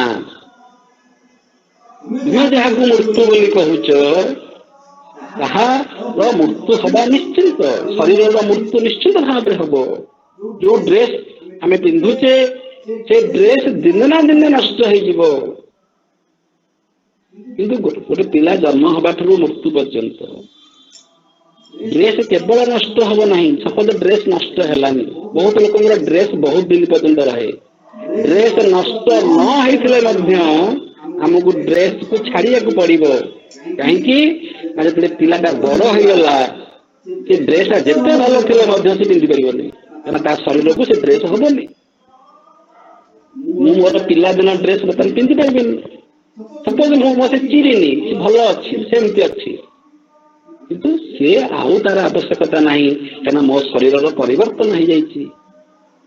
ତେଣୁ ବସ୍ତ୍ର ନଷ୍ଟ ନ ହେଇଥିଲେ ମଧ୍ୟ ମତେ ସେ ବସ୍ତ୍ରକୁ ଛାଡିବାକୁ ପଡିବ। ଠିକ ସେଇପରି ଏଇ ଶରୀରର ମୃତ୍ୟୁ ହଉଛି, ଶରୀରଟା ନଷ୍ଟ ହେଇଯାଉଛି। ବା ଏପରି ବି ଆମେ କହିପାରିବା, ଯେପରି ମୋର ଶରୀରର ଗ୍ରୋଥ ହେଲା, ଶରୀରଟା ବଢିଗଲା ପରେ ମୁଁ ସେଇ ବସ୍ତ୍ର ଆଉ ମୋ ପାଇଁ ଯୋଗ୍ୟ ହଉନାହିଁ। ଠିକ ସେଇପରି ମୁଁ ଯଦି ଚେତନାର ଗୋଟେ ଅତି ଉତ୍ତରଣ ସ୍ତରକୁ ପଳେଇଗଲି, ଅତି ଉତ୍ତରଣ ସ୍ତରରେ ମୁଁ ପ୍ରତିଷ୍ଠିତ ହେଇଗଲି, ତେବେ ଏ ଶରୀର ମଧ୍ୟ ମତେ ଛାଡିବାକୁ ପଡିବ। କାରଣ ମୋର ସେ ଚେତନା ପାଇଁ ଏ ଶରୀର ଠିକ ଅଛି। ଗୋଟେ ହାୟର ଥଟ୍ ପାଇଁ ମତେ ଆଉ ଏ ଶରୀର ମୋ ପାଇଁ ଯୋଗ୍ୟ ହବ ନାହିଁ। ଇଏ ମଧ୍ୟ ମୃତ୍ୟୁର ହଉଛି ଆଉ ଗୋଟିଏ ପରିଭାଷା। ଶରୀରର ଯେମିତି ଗୋଟେ ବସ୍ତ୍ରର ଆୟୁଷ ହଉଛି ବର୍ଷେ, 2 ବର୍ଷ, 5 ବର୍ଷ, 10 ବର୍ଷ, ତାପରେ ସେ ଦିନେ ନା ଦିନେ ନଷ୍ଟ ହବ। ଯଦି ନଷ୍ଟ ନ ହଉଛି, ମଣିଷ ମୋଟା ହେଇଯାଉଛି ବା ବଡ ହେଇଯାଉଛି, ସେ ଡ୍ରେସ ତାକୁ ହଉନାହିଁ, ଠିକ ସେଇପରି ଏଇ ଯୋଉ ଶରୀର ତାର ମଧ୍ୟ ଗୋଟେ ସୀମା ଅଛି, କେତେ ସମୟ ପର୍ଯ୍ୟନ୍ତ ସେ ଶରୀରଟା ଭଲ ଭାବରେ ରହିବ। 80 ବର୍ଷ, 100 ବର୍ଷ, 120 ବର୍ଷ, 500 ବର୍ଷ ତ ରହିବ ନାହିଁ। ତେଣୁ 500 ବର୍ଷ ପର୍ଯ୍ୟନ୍ତ ମୁଁ ବଞ୍ଚିକିରି ରହିବି, କିନ୍ତୁ ମୋ ଶରୀରଟା ବଞ୍ଚିକିରି ରହିବ ନାହିଁ। 500 ପର୍ଯ୍ୟନ୍ତ ମୋ ଶରୀର ରହିବ ନାହିଁ, 500 ବର୍ଷ ପର୍ଯ୍ୟନ୍ତ ନୁହଁ। ଯୋଉଟା ଆତ୍ମା ତାର କିଛି ସମୟ ନଥାଏ। ଗୋଟେ ଉଦାହରଣ ସ୍ୱରୂପ ସପୋଜ ଆତ୍ମାର ବୟସ ହେଲା 500 ବର୍ଷ, ତାହେଲେ 500 ବର୍ଷ ପର୍ଯ୍ୟନ୍ତ ଏ ଶରୀର ରହିବ ନାହିଁ। ଏତେ ସୁନ୍ଦର ଘର, ଯୋଉ 5 ଷ୍ଟାର ହୋଟେଲ ଜଣେ କରିଛି ବା 10-10ଟା ହୋଟେଲ କରିଛି, 10-10ଟା ଆପାର୍ଟମେଣ୍ଟ କରିଛି, ସେ 500 ବର୍ଷ କେହି ରହିବେନି। 50 ବର୍ଷ ପରେ ଯୋଉ ସୁନ୍ଦର ଅଟ୍ଟାଳିକା ଆପଣମାନେ ସବୁ କରିଛନ୍ତି, ସବୁ ଝରଝର ଝଡ଼ି ପଡିବ। ପୁରୀ ସମୁଦ୍ର କୂଳ ଯାଇ ଦେଖନ୍ତୁ, ଏତେ ସୁନ୍ଦର ସୁନ୍ଦର ହୋଟେଲ ବର୍ତ୍ତମାନ ସବୁ କଳା ପଡିକି ସବୁ, ମାନେ ତାକୁ ଲୋକ ଭୋଗ ବି କରିପାରିଲେନି। ଗୋଟେ କୋଠା ୟୁଜ କଲା ପରେ 50 ବର୍ଷ ପରେ କି 80 ବର୍ଷ ପରେ ତାକୁ ନଷ୍ଟ ହେଇଯିବ। କୋଠା ଆମେ କରୁଛେ ତାକୁ ଭୋଗି ପାରୁନେ, ସେ ଝରଝର ହେଇକିରି କେହି ରହିବେ ନାହିଁ ଭବଦଙ୍ଗ ଭୂମି ତଳେ ରହିବେ ନାହିଁ। ତୁମେ କଣ ପାଇଁ ବ୍ୟସ୍ତ ହଉଛ ଯେ ଏମାନେ ମରିଯିବେ? ଏଇମାନେ କେବଳ ମରିଯିବେ, ତାଙ୍କ ଛଡା ଆଉ କେହି ମରିବେନି। ଏମାନେ ଯୁଦ୍ଧ ନ କଲେ ମରିନଥାନ୍ତେ? ତୁମେ ବୁଝ ମୃତ୍ୟୁ କଣ, କାହାର ମୃତ୍ୟୁ ହୁଏ? ମୃତ୍ୟୁଟା ଶରୀରରେ ହୁଏ। ମୃତ୍ୟୁ ମାନେ ପରିବର୍ତ୍ତନଟା ଶରୀରରେ ହୁଏ ଏବଂ ତା ହବା ଉଚିତ ମଧ୍ୟ। ଏବଂ ଯିଏ ଜ୍ଞାନୀ, ଯୋଉ ଜ୍ଞାନର ଜ୍ଞାନ ସିଏ ବୁଝିବା ଦରକାର ଯେ ମୁଁ ପରିବର୍ତ୍ତନକୁ ଆକ୍ସେପ୍ଟ କରିବି, ପରିବର୍ତ୍ତନକୁ ଗ୍ରହଣ କରିବି। ମୋର ମରିବା ଦରକାର, ମୋର ମୃତ୍ୟୁ ହେବା ଦରକାର। ପ୍ରତିଦିନ ଆମେ ଆମ ମୃତ୍ୟୁକୁ ଗ୍ରହଣ କରିବା ଉଚିତ। ପ୍ରତିଦିନ ଆରେ ମୁଁ ବଞ୍ଚିଗଲି, ଆଜି ମୁଁ ବଞ୍ଚିଯାଇଛି, କେତେ ଭାଗ୍ୟବାନ, ଆଜି ମୁଁ ବଞ୍ଚିଯାଇଛି। ପ୍ରତ୍ୟେକଟି ମୁହୂର୍ତ୍ତ ହଉଛି ମୃତ୍ୟୁର ମୁହୂର୍ତ୍ତ। ସେଥିପାଇଁ ଜଣେ ଜଣେ ପଚାରିଲେ ଆପଣଙ୍କ ଲାଇଫର ସବୁଠାରୁ ବେଷ୍ଟ ମୋମେଣ୍ଟ କଣ କହନ୍ତି? What is the best moment of your life? କିଏ କହିଲା ମୋର ମ୍ୟାରେଜ ଆନିଭର୍ସରୀଟା ହଉଛି ବେଷ୍ଟ ମୋମେଣ୍ଟ, କିଏ କହିଲା ମୋର ଯୋଉଦିନ ପୁଅ ଜନ୍ମ ହେଲା ସେଟା ହଉଛି ବେଷ୍ଟ ମୋମେଣ୍ଟ। ଏମିତି ସବୁ ବିଭିନ୍ନ। ଜଣେ କହିଲେ ମୋର ମୃତ୍ୟୁ ହବାର 5 ମିନିଟ ସମୟ ପୂର୍ବଟା ବା 5 ମିନିଟ ସମୟ ପରେ ମୁଁ ମରିଯିବି, ସେଇଟା ହଉଛି ମୋର ସବୁଠାରୁ ବେଷ୍ଟ ମୋମେଣ୍ଟ। କାରଣ ଆଉ 5 ମିନିଟ ପରେ ମୁଁ ରହିବି ନାହିଁ। ଏଇଟା ହଉଛି ମୋ ଜୀବନର ସବୁଠାରୁ ବେଷ୍ଟ ମୋମେଣ୍ଟ। ନମ୍ବର 1। ନମ୍ବର 2, ମୁଁ ତ ଜାଣିନି କେତେବେଳେ ମରିବି। In every 5 minutes I may die. ପ୍ରତ୍ୟେକ 5 ମିନିଟରେ ମୁଁ ମରିଯାଇପାରେ। ତେଣୁ ପ୍ରତ୍ୟେକ ସମୟ ହେଉଛି ମୋ ପାଇଁ ଗୁରୁତ୍ୱପୂର୍ଣ୍ଣ। ପ୍ରତ୍ୟେକ ସମୟ ହେଉଛି ମୋର ମୃତ୍ୟୁର ସମୟ। ପ୍ରତ୍ୟେକ ସମୟ ହେଉଛି ମୋର ମୃତ୍ୟୁର ସମୟ। ତେଣୁ ପ୍ରତ୍ୟେକ ସମୟ ହେଉଛି ମୋ ପାଇଁ ଗୁରୁତ୍ୱପୂର୍ଣ୍ଣ। ଏଇଠି ବର୍ତ୍ତମାନ ମୁଁ ସ୍ପିଚ୍ ଦେଉଛି, ଏଇଠି ବର୍ତ୍ତମାନ ମୁଁ କିଛି କହୁଛି, ଏଇଠି ବର୍ତ୍ତମାନ ବି ମୁଁ ଟଳି ପଡ଼ି ଯାଇପାରେ, ଏଇଠି ବର୍ତ୍ତମାନ ମୋର ମୃତ୍ୟୁ ହେଇଯାଇପାରେ। ଯିଏ ଏଇ ସତ୍ୟଟାକୁ ବୁଝିଛି ସେ ବଞ୍ଚିଛି। ଯିଏ ମୃତ୍ୟୁକୁ ଗ୍ରହଣ କରିପାରିଛି ସେ ପ୍ରକୃତରେ ବଞ୍ଚିଛି। ତାର କିଛି ଏଜେଣ୍ଡା ନାହିଁ। He is ready to die. He who is ready to die he is really living. ଯିଏ ମୃତ୍ୟୁକୁ ଗ୍ରହଣ କରିଦେଇଛି, କାରଣ ମୃତ୍ୟୁକୁ ଯଦି ଆମେ ଗ୍ରହଣ ନ କରୁଛେ ତାହେଲେ ବି ମୃତ୍ୟୁ ଆସିବ। ମୋ ଇଚ୍ଛାରେ ମୁଁ ବଡ ହେଇଯାଇନି, ମୋ ଇଚ୍ଛାରେ ମୋର ଏ ହାତ ଗୋଡ ସବୁ ବଡ ହେଇଯାଇ ନାହିଁ। ଏହା ଯେପରି ମନକୁ ମନ ହେଇଛି, ତାର ନୀତି ନିୟମ ଅନୁସାରେ ହେଇଛି, ସେପରି ମୁଁ ଦିନେ ନା ଦିନେ ମରିବି।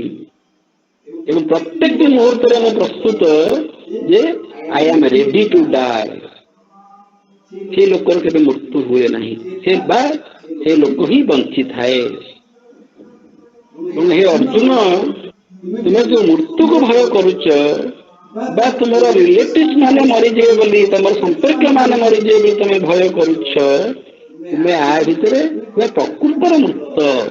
You are a dead body. Your mind is dead. You are a dead man. ତୁମ ଭିତରେ ସେ ବଞ୍ଚିବାର କୌଣସି ସ୍ପୃହ ନାହିଁ। A dead man is speaking. ଗୋଟେ ମୃତ ବ୍ୟକ୍ତି ଏଠି କଥାବାର୍ତ୍ତା କରୁଛି, ପ୍ରଳାପ କରୁଛି। Rather Duryodhana is better than you. ଗୋଟେ ଫାଇଟର ହୁଅ, ଗୋଟେ ଯୁଦ୍ଧ ପଡ଼ିଆରେ ଫାଇଟର ହୁଅ, ଗୋଟେ କ୍ଲାସ ରୁମରେ ଶିକ୍ଷକ ହୁଅ, ଗୋଟେ ପରିବାରରେ ଗୋଟେ ଅଭିଭାବକ ହୁଅ, ଗୋଟେ ବାପା ମା ହୁଅ, ବାପା ପରି ବାପାଟିଏ ହୁଅ, ମା ପରି ମାଟିଏ ହୁଅ, ପିଲା ପରି ପିଲାଟିଏ ହୁଅ, ଶିକ୍ଷକ ପରି ଶିକ୍ଷକଟିଏ। Do your duty. Do your duty. Do your every work as your duty. That I am doing my duty here. ମୁଁ ମୋର ଡ୍ୟୁଟି କରୁଛି। Number 1 and number 2, I shall never die. I shall never die means my soul is immortal. ମୋ ଭିତରେ ଯୋଉ ଆତ୍ମା ଅଛି, ସେ ଆତ୍ମା ଅବିନାଶୀ, ତାର କେବେ ବିନାଶ ହବ ନାହିଁ। ତାର କେବେ କ୍ଷୟ ହବ ନାହିଁ। ଏ ଜ୍ଞାନ ହଉଛି ଜ୍ଞାନର ଜ୍ଞାନ।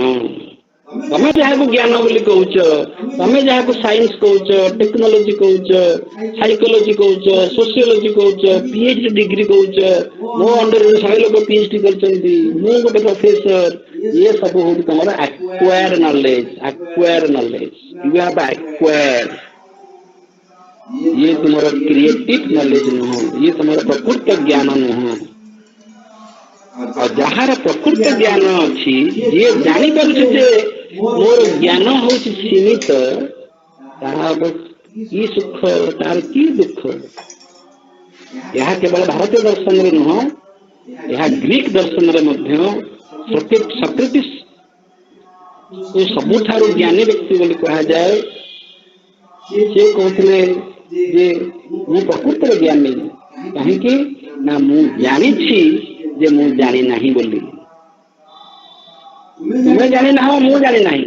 You are ignorant, I am ignorant. किंतु तुम्हें जानी ना हो बोले जानी न, मु जानी जे मु जानिनी। आई नो माई इग्नोरेंस, मु केते अज्ञानी मु जानी छी। बहुत सुंदर गोटे सेंटेंस हमें एटी मु कहिबी, we are living in the island of knowledge, a very small island of knowledge surrounded by the vast ocean of ignorance। हम गोटे छोट ज्ञानर दीपरे बंचुचे जार चारिपट जाक होची अज्ञानर महासमुद्र।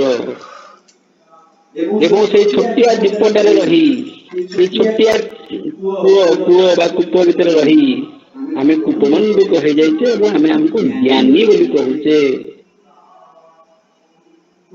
ज्ञानातीत किए जे ज्ञान ट्रांसेंडेंटल नॉलेज हम कहा को कहबा to know our knowledge, to know what we know. आमे कौन जानी छे ताकू जानिबा होची ज्ञानर ज्ञान। सांख्य योग हला जो ज्ञान, से ज्ञान होची आमे ज्ञान कौन जानिबा, भक्ति कौन जानिबा एवं कर्म कौन जानिबा। कहा कौन अक्षर कौन अक्षर, कहार मृत्यु हुए कहार मृत्यु हुए नहीं, कोटा परमानेंट कोटा टेम्परारी, ये ज्ञान को आमर जानिबार आवश्यकता अच्छी। जदि ताहा आमे जानि पारु नाही, केवल युद्ध नुहे आमे कौनसी कर्म करि परिबा नाही एवं आम भितर भक्ति भी आसीबो नाही। तापर आमे आसीबा भक्तिर ज्ञान। भक्ति कौन, भक्ति भक्तिर विपरीत आम कही आसक्ति।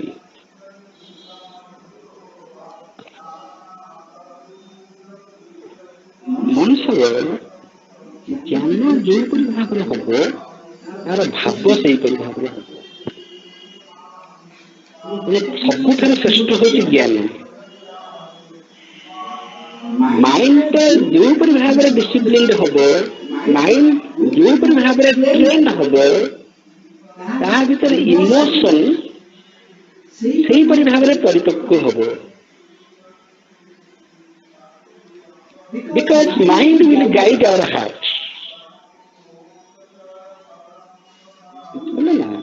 आमे गोटे जिन खाइबा को दौचे,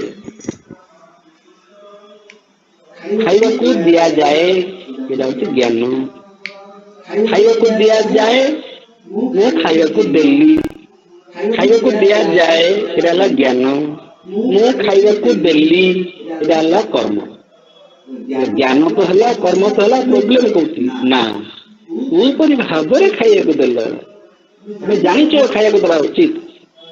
बर्तमान खाइबा समय है मु खाइबा को देवी एवं खाइबा को ज्ञान, खाइबा को देली एटा कर्म। किंतु कोपरि भाव में देली सेटा होची भक्ति। खाइबा को दियंती बोली जदि मु खाइबा को देली ताले I am just like an ATM machine. ATM machine में दौनी कि पैसा, अपन 10,000 मारे 10,000 देव, 5,000 मारे 5,000 देव, 5,000 मागिले 6,000 दबनी। सेहीपरि भाव में आम खाइबा को दौचे, सेहीपरि भाव में आम पाठ पढ़ाऊे, सेहीपरि भाव में आम समस्त कर्म करुचे। एटीएम मशीन करी मेकानिकाली आम से कर्म करुचे, जेहेतु आम ज्ञान अच्छी जे करा जाए मुझे भाव में कली। आज मिसिंग है कौन ना, मिसिंग है भक्ति। क्यों भाव में मुझे भावटा केमी आसो ना, ये भावटा ज्ञान आसो। जी जानूची जे मो स्वामी की खाया को दौ ना, मु परमात्मा को खाया को दौची।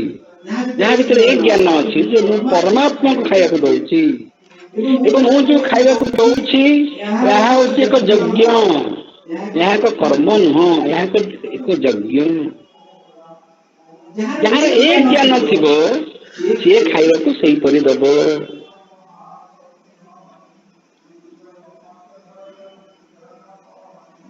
गोटे मामू घरे डाइनिंग टेबुल मटन आग्रह ना आउ गोटे मामू घरे पखाल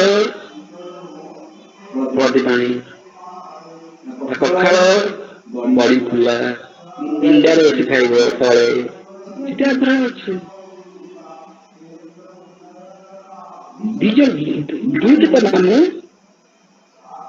दुईटी मामू एकात संपर्क बरं गोटे जगह डाइनिंग टेबुल सुंदर प्लेट मटन केते केते प्रकार सब खाया सब बढ़ाई आग्रह ना गोटे मामू घरे पखाल उष्णा भात बड़ बड़ उष्णा भात हलदी पानी डाली पानी कौन डिफरेंसटा कौन डिफरेंसटा होची भाग से पखाल भितर स्नेह अच्छी से डाइनिंग टेबुल मटन प्लेट रे स्नेह नहीं से डाइनिंग टेबुल मटन भितर इगो अच्छी अहंकार अच्छी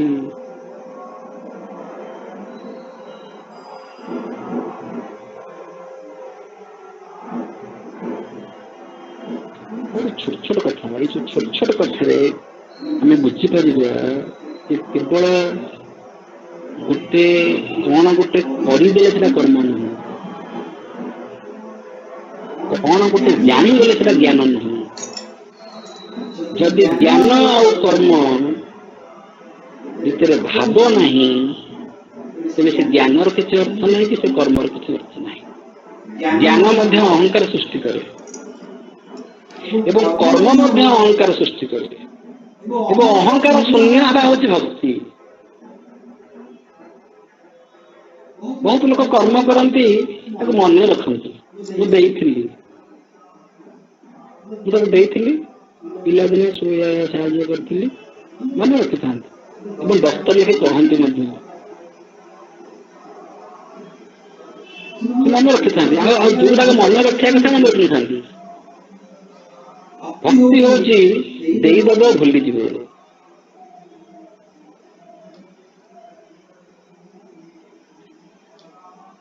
मोर पर्सनाल कथा कहूँ जहाँ सब साहाଯ୍य पाई पिलादिने मुझे मन पकई दिए मो आड़ से मोर विरक्त हमें डोंट डिस्कस चलीगला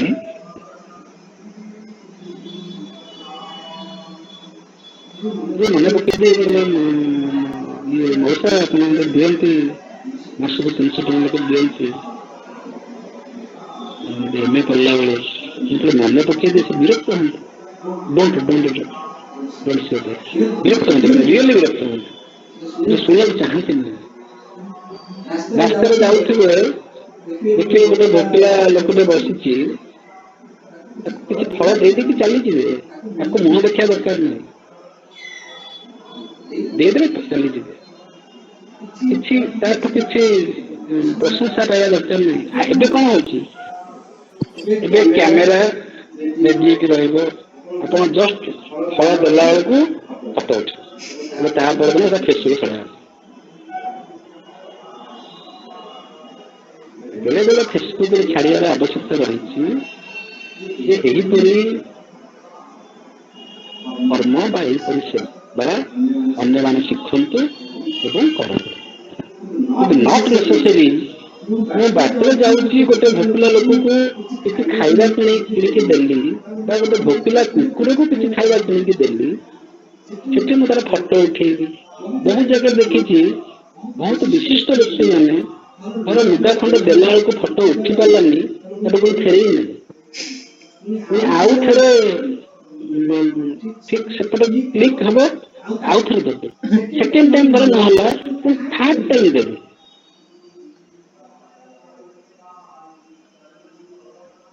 भक्ति नुह यहाँ गोटे एक्शन है गोटे एक्शन है आ पचर जो नॉलेज आ पचर जो एक्शन ये एक्चुअली भक्ति नहीं ये हूँ आसक्ति ये अटैचमेंट ये मोर स्वार्थ अच्छी मत लोक जानवे ମୁଁ ଇଲେକ୍ସନରେ ଜିତିବି, ମୁଁ ଭୋଟ ପାଇବି, ମତେ ଲୋକ ସମାଜ ସେବୀ ବୋଲି କହିବେ।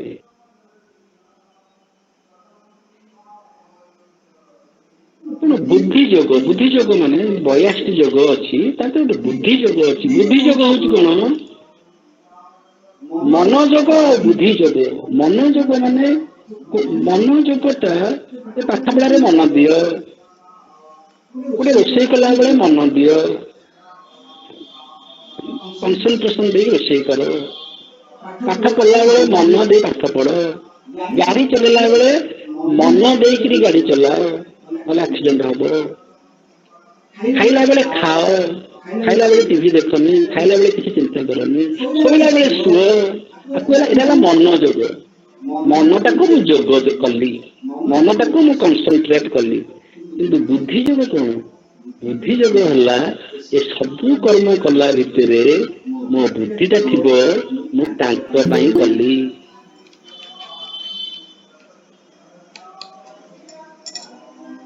ମନ ଦେଇକିରି ମୁଁ ପାଠ ପଢୁଛି, ଏବେ ମୁଁ ମନ ଦେଇକିରି କଥା ହଉଛି, କିନ୍ତୁ ମୋର ବୁଦ୍ଧିଟା ଅଛି କଣ? ଯେ ମୁଁ ତାଙ୍କ ପାଖରେ ଅଛି, ମୁଁ ତାଙ୍କ ପାଇଁ କହୁଛି, ମୁଁ ଈଶ୍ୱରଙ୍କ ପାଇଁ କହୁଛି, ମୁଁ କଣ କହୁଛି ମୁଁ ନିଜେ ଜାଣିନି। ମୋର କେବଳ ଇଚ୍ଛା ଅଛି ଯେ ମୁଁ ଠିକ କଥାଗୁଡାକ କହି ଦିଏ, ମତେ ସେ କଥାଗୁଡାକ ସବୁ ଆସୁ, ମତେ ମୋର ସ୍ମୃତି ଧ୍ୱଂସ ନ ହଉ, ମୋର ସ୍ମୃତି ନାଶ ନ ହଉ, ମୋର ଯୋଉ ସ୍ମୃତି ଅଛି, ଯୋଉ ମେମୋରି ଅଛି ତାହା ବିନିଷ୍ଟ ନ ହଉ, ମତେ ସବୁ ପଦ ଗୁଡାକ ସରସ୍ୱତୀଙ୍କ କୃପାରୁ ଆସିଯାଉ। ତାର ଅର୍ଥ ମୋର ବୁଦ୍ଧିଟା ଯୋଗ ହେଇଛି, ମନୋଯୋଗ ସଙ୍ଗେ ସଙ୍ଗେ ବୁଦ୍ଧିଟା ଯୋଗ ହେବା ଦରକାର। ପ୍ରତ୍ୟେକଟି କର୍ମ କରିବା ଭିତରେ ଆମର ଯଦି ବୁଦ୍ଧି ଯୋଗ ହେଇନାହିଁ ଯେ ମୁଁ ତାଙ୍କ ପାଇଁ କରୁଛି, ତାହେଲେ ଆମର କର୍ତ୍ତା ଅଭିମାନ ରହିବ, ମୁଁ କରୁଛି ବୋଲି ଗର୍ବ ରହିବ।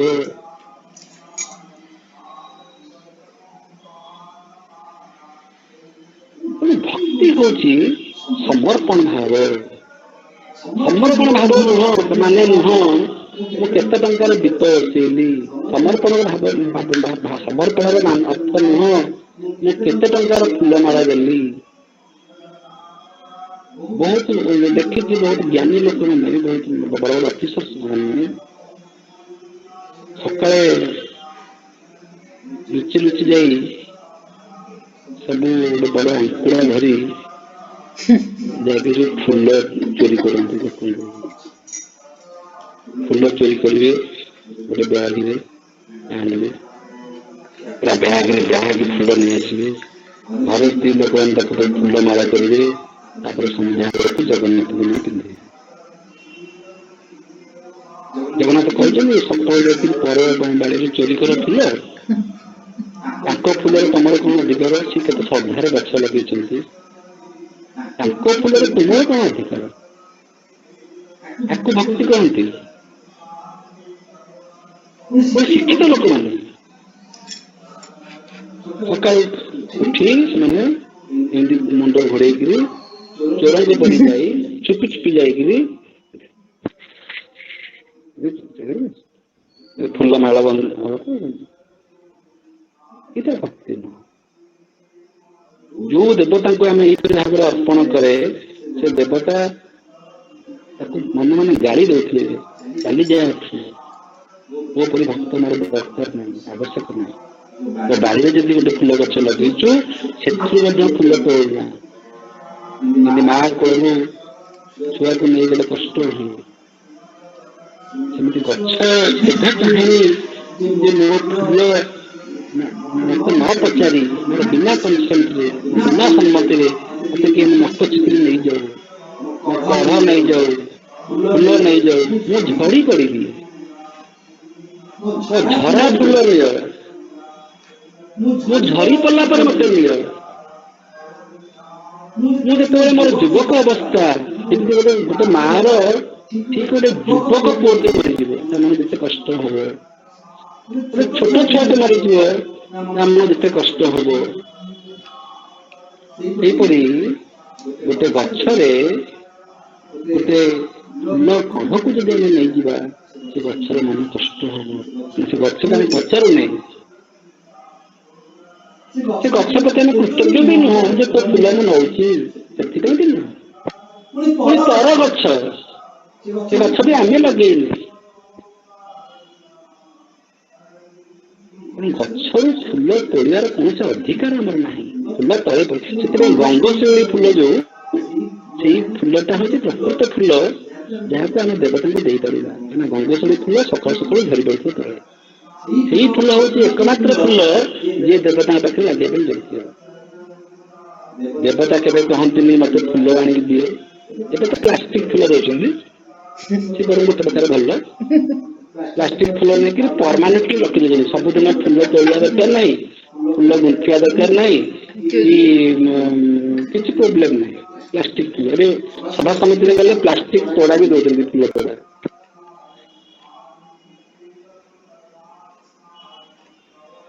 गचर फूल तोड़े गचर मन कष्ट हब एपरी मार मार कोल छुआ को नहीं गले मार मन कष्ट हुए ये भाव बाहर आसब जे से ज्ञानातीत होते जानी मो छुआ को जब मोटू किए छड़े जपरी कष्ट हम मो भितर जो आत्मा अच्छी से गछ भितर से आत्मा अच्छी गछ को पानी नदेले गछ झाउली जाए गचर मन मौली जाए से मौला मुह गचर मौला मुह जहाँ को जकजक होती देखा से जानवे जे सी ज्ञानातीत ये ज्ञान नहीं वो ज्ञान भक्तिर जो ज्ञान जे मु फूल माल देले बड़ दीप बसैले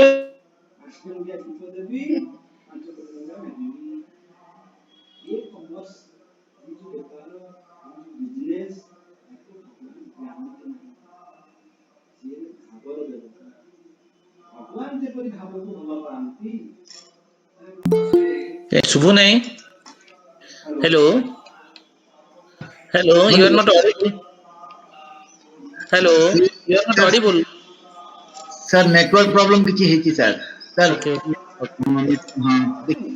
हां वीडियो भी अछि वीडियो भी हेलो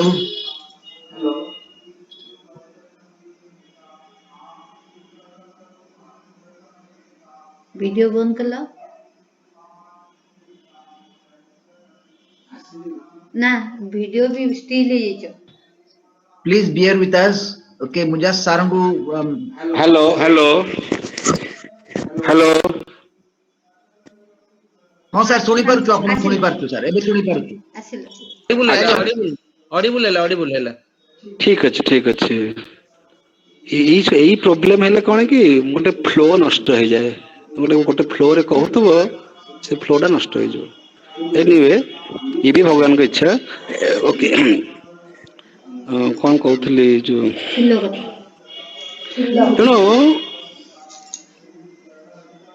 गछ भीतर भी से आत्मा अच्छी गछर भी मन कष्ट हुए गछरे भी पानी नदेले गछर मुह सुखी जाए गछ मौली जाए एवं पानी देदेले गछर गछ हसे गछ खुशी हो जाए ए ज्ञान ए भाव कहार हम क्यों कवि ए कविता लिखिब क्यों व्यक्तिर भाव हम जो व्यक्ति से ज्ञानातीत होती जो व्यक्ति जानी जे मो भितर जो आत्मा से गछ भितर अच्छी अन्य मनुष्य कथा दूर कथा मो पड़ोसी भितर तो से आत्मा अच्छी मो पुओ भितर तो से आत्मा अच्छी मो शत्रु भितर तो से आत्मा अच्छी गछ भितर अच्छी कुकुर भितर अच्छी ताले दुर्योधन गण कुकुर और गछ ठार हीन तो तुम भितर जो आत्मा अच्छी दुर्योधन भितर से आत्मा अच्छी तो तुम्हें मरिब नहीं कि दुर्योधन भी मरिब नहीं एवं तुम्हें ही मरिब एवं दुर्योधन ही मरिब ତାହେଲେ ତୁମ ଦି ଜଣଙ୍କର କଣ ମରିବ ନା ଯାହା ମରିବା କଥା ତାହା ମରିବ, ତାହା ହଉଛି ଶରୀର। ତୁମ ଦୁଇ ଜଣଙ୍କର କଣ ମରିବ ନାହିଁ ନା ତାହା ହଉଛି ଆତ୍ମା। ଏଇ କନସେପ୍ଟ କୁ ବୁଝ ହେ ଅର୍ଜୁନ। ମରିଯିବ ମରିଯିବ ବୋଲି କଣ ଚିନ୍ତା କରୁଛ? କିଏ ମରିନି ଯେ ତମେ ମରିଯିବ। ଏମିତି ପରା କେତେ ଥର ଜନ୍ମ ହେଇକିରି କେତେ ଥର ମରିଛ। ଏମିତି ମରିବ ପୁଣି କେତେ ଥର ଜନ୍ମ ହବ। ଆମର ଯୋଉ ସବୁ କଲେଜ ଟ୍ରାନ୍ସଫର ହୁଏ, ବହୁତ ଲୋକ ମନ ଦୁଃଖ କରନ୍ତି। ଏଇ କଲେଜ ପାଇଁ କେତେ କରିଥିଲି, ଏଇ କଲେଜ ଛାଡିକି ଚାଲିଯିବି। ସେ କଲେ ଆରେ ଏମିତି କେତେ କଲେଜ ପାଠ ପଢେଇଛୁ, ଯୋଉ କଲେଜକୁ ଯିବୁ ସେଇ କଲେଜରେ ପାଠ ପଢେଇବୁ। ତୋର ତ ଉଦ୍ଦେଶ୍ୟ ହଉଛି ପାଠ ପଢେଇବା, ଏ କଲେଜ କଣ ସେଇ କଲେଜ କଣ।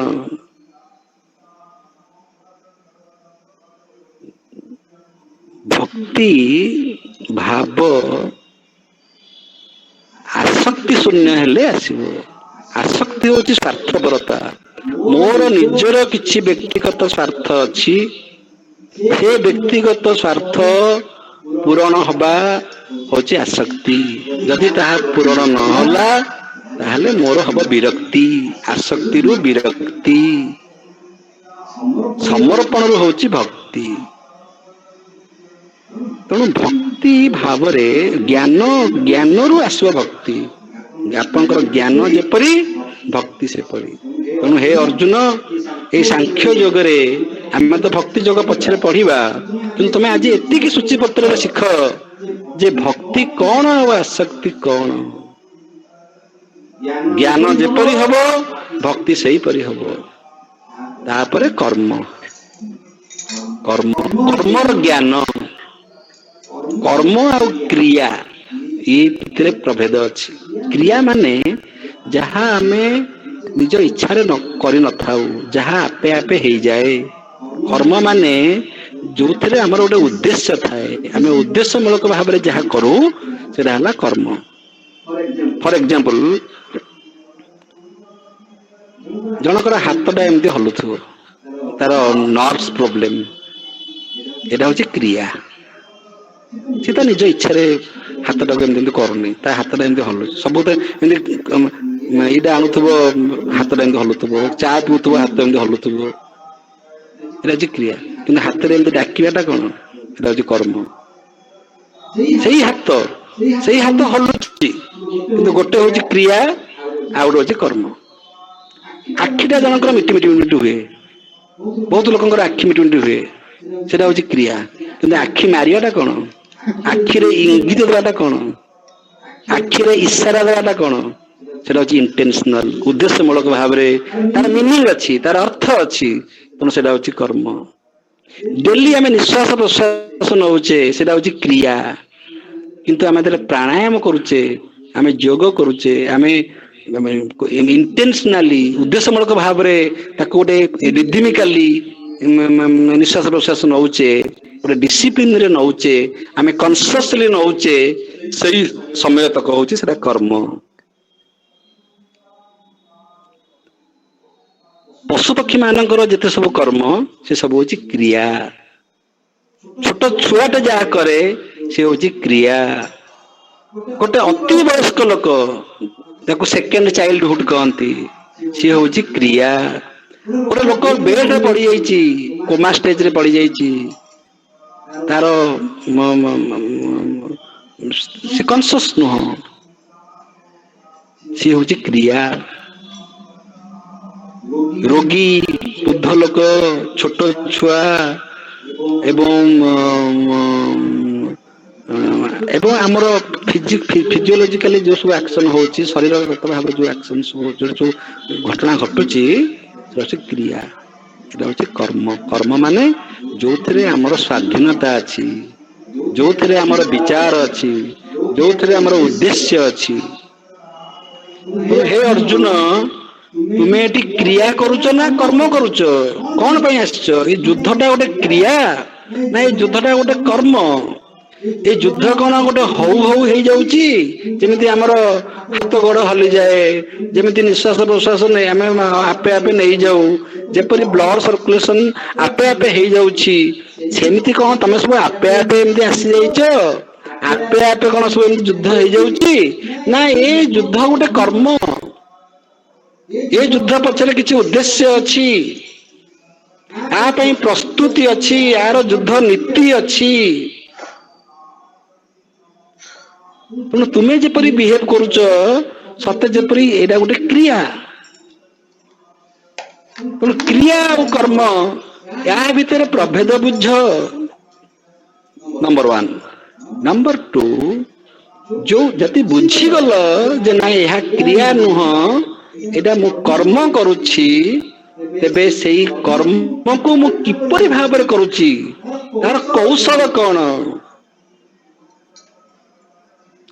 କର୍ମ କରିବାର କୌଶଳକୁ ଶିଖିବା ହଉଛି କର୍ମଯୋଗ। କର୍ମ ବିଷୟରେ ମୁଁ ଜାଣିଲି, କର୍ମ ବିଷୟରେ ଯଦି ମୁଁ ଜ୍ଞାନ ପାଇଲି, କର୍ମ ବିଷୟରେ ଜ୍ଞାନ ହଉଛି କର୍ମଯୋଗ। କର୍ମକୁ ଠିକ ଭାବରେ କରିବାଟା ହଉଛି କର୍ମଯୋଗ। କର୍ମକୁ ଲୋକ ସଂଗ୍ରହ ପାଇଁ କରିବାଟା ହଉଛି କର୍ମଯୋଗ। କର୍ମକୁ ଯଜ୍ଞ ପରି କରିବାଟା ହଉଛି, ପ୍ରତ୍ୟେକ କର୍ମ ଯଜ୍ଞ ଭାବରେ କରିବାଟା ହଉଛି କର୍ମଯୋଗ। ତେଣୁ କ୍ରିୟା, କର୍ମ ଆଉ କର୍ମଯୋଗ, ଏହା ଭିତରେ ପ୍ରଭେଦ ବୁଝ ହେ ଅର୍ଜୁନ। ଏ ଯୁଦ୍ଧ କ୍ରିୟା ନୁହଁ, ଏ ଯୁଦ୍ଧ ମଧ୍ୟ ଗୋଟେ ଅର୍ଡିନାରୀ କର୍ମ ନୁହଁ, ଏ ଯୁଦ୍ଧ ହଉଛି ଗୋଟେ କର୍ମଯୋଗ। ଏ ଯୁଦ୍ଧରେ ଯୋଉ କର୍ମ ତମେ କରିବାକୁ ଯାଉଛ, ସେ କର୍ମରେ କୌଣସି ସଂଶୟ ରହିବା ଉଚିତ ନୁହଁ। କାହିଁକି ନା ଏ କର୍ମ ଦ୍ଵାରା ଗୋଟେ ବିରାଟ ବଡ ଉଦ୍ଦେଶ୍ୟ ସାଧନ ହବ, ଧର୍ମର ଜୟ ହବ, ଅଧର୍ମର ବିନାଶ ଘଟିବ, ଏବଂ ତାହା ହବା ଉଚିତ। ଏବଂ କର୍ମ କିପରି କରାଯାଏ, ତାର କୌଶଳ କଣ? ତାର ଅନେକ କୌଶଳ ଅଛି। କେତୋଟି କହୁଛି ଶୁଣ ହେ ଅର୍ଜୁନ। ପରବର୍ତ୍ତୀ ସମୟରେ କର୍ମଯୋଗ ତ 3rd ଚାପ୍ଟର ଅଛି, 3ୟ ଅଧ୍ୟାୟରେ କର୍ମଯୋଗ ଡିଟେଲ୍ସ ପଢା ହବ। କିନ୍ତୁ କର୍ମ ବିଷୟରେ ଅଳ୍ପ କିଛି ଶୁଣ, କର୍ମର ଜ୍ଞାନ କଣ? ବହୁତ ଫେମସ ଶ୍ଲୋକ ଅଛି 2nd ଚାପ୍ଟରରେ, କର୍ମଣ୍ୟ ବାଧିକାରସ୍ତେ ମା ଫଳସ୍ୟ କଦାଚନ। ଯେ ତୁମର ଅଧିକାର କର୍ମରେ ଅଛି, ତୁମର ଅଧିକାର ଫଳରେ ନାହିଁ। ବହୁତ ପ୍ରଶ୍ନ ଉଠେ ଯେ ବିନା ଫଳ ଆଶାରେ କାହିଁକି କିଏ କର୍ମ କରିବ? ବିନା କାମନାରେ କାହିଁକି କିଏ କର୍ମ କରିବ? କାମନାରୁ ତ କର୍ମ, ବିନା କାମନାରେ କର୍ମ କିପରି ହବ? ସତ କଥା, କାମନା ନହେଲେ କର୍ମ କେମିତି ହବ? ଗୋଟେ ପିଲା ଯଦି ନ ଚାହିଁବ ଯେ ମୋ ପରୀକ୍ଷାରେ ପାସ୍ ହେବା ଦରକାର, ମୋ ପରୀକ୍ଷାରେ ଫାର୍ଷ୍ଟ କ୍ଲାସ ପାଇବା ଦରକାର, ମତେ ପରୀକ୍ଷାରେ ପାସ୍ କରିବାର ଅଛି, ତାହେଲେ ସିନା ସେ ପାଠ ପଢିବା ପାଇଁ ତାର ଇଚ୍ଛା ହବ। ଖାଲି ପଢ କଲେ ହଁ ସେ ପଢିବ? ତ ମୁଁ ଚାକିରି ପାଇବି, ମୋ ଜୀବନର ଲକ୍ଷ୍ୟ ହେଲା ମୁଁ ଚାକିରି ପାଇବି, ମୋ ଜୀବନରେ ମୁଁ ଏଇ ସବୁ ଲକ୍ଷ୍ୟ ମୋର ସାଧନ ହବ, ଏଇ ସବୁ ତ କାମନା ରହିବା ଦରକାର। ବିନା କାମନାରେ ମୁଁ କିପରି କର୍ମ କରିବି? ସେଠି କୁହାଯାଉଛି ୟେସ୍, କାମନା ଇଜ ନେସେସରୀ, ବିନା କାମନାରେ କୌଣସି କର୍ମ ହବ ନାହିଁ। ସେଥିପାଇଁ କାମକୁ ପୁରୁଷାର୍ଥ ବୋଲି କୁହାଯାଏ। ଧର୍ମ ଅର୍ଥ କାମ ମୋକ୍ଷ, ସେ କାମ ମଧ୍ୟ ଗୋଟେ ପୁରୁଷାର୍ଥ, that is the highest value of life. 4ଟି ଭ୍ୟାଲୁ ଅଛି ଜୀବନର, ଧର୍ମ, ଅର୍ଥ, କାମ, ମୋକ୍ଷ। ସେ କାମ, ଦ୍ୟାଟ ଇଜ ଅଲସୋ ଭ୍ୟାଲୁ, ତାହା ମଧ୍ୟ ଏକ ମୂଲ୍ୟବୋଧ, ତାହା ମଧ୍ୟ ଆବଶ୍ୟକ। ବିନା କାମରେ ବିନା କାମନାରେ କୌଣସି କର୍ମ ହବ ନାହିଁ। ତେଣୁ ସେ କାମନା ରହିବା ଦରକାର ଯେ ମୁଁ କର୍ମ କରିବା ପାଇଁ ମୋର କାମନା ରହୁ, ଏ କର୍ମଟି ମୁଁ କରିବି, ଏ କାମନା ରହୁ। କିନ୍ତୁ କର୍ମର ଫଳ ପ୍ରତି ମୋର ବାସନା ନ ରହୁ, କାମନାଟା ବାସନା ନ ହଉ।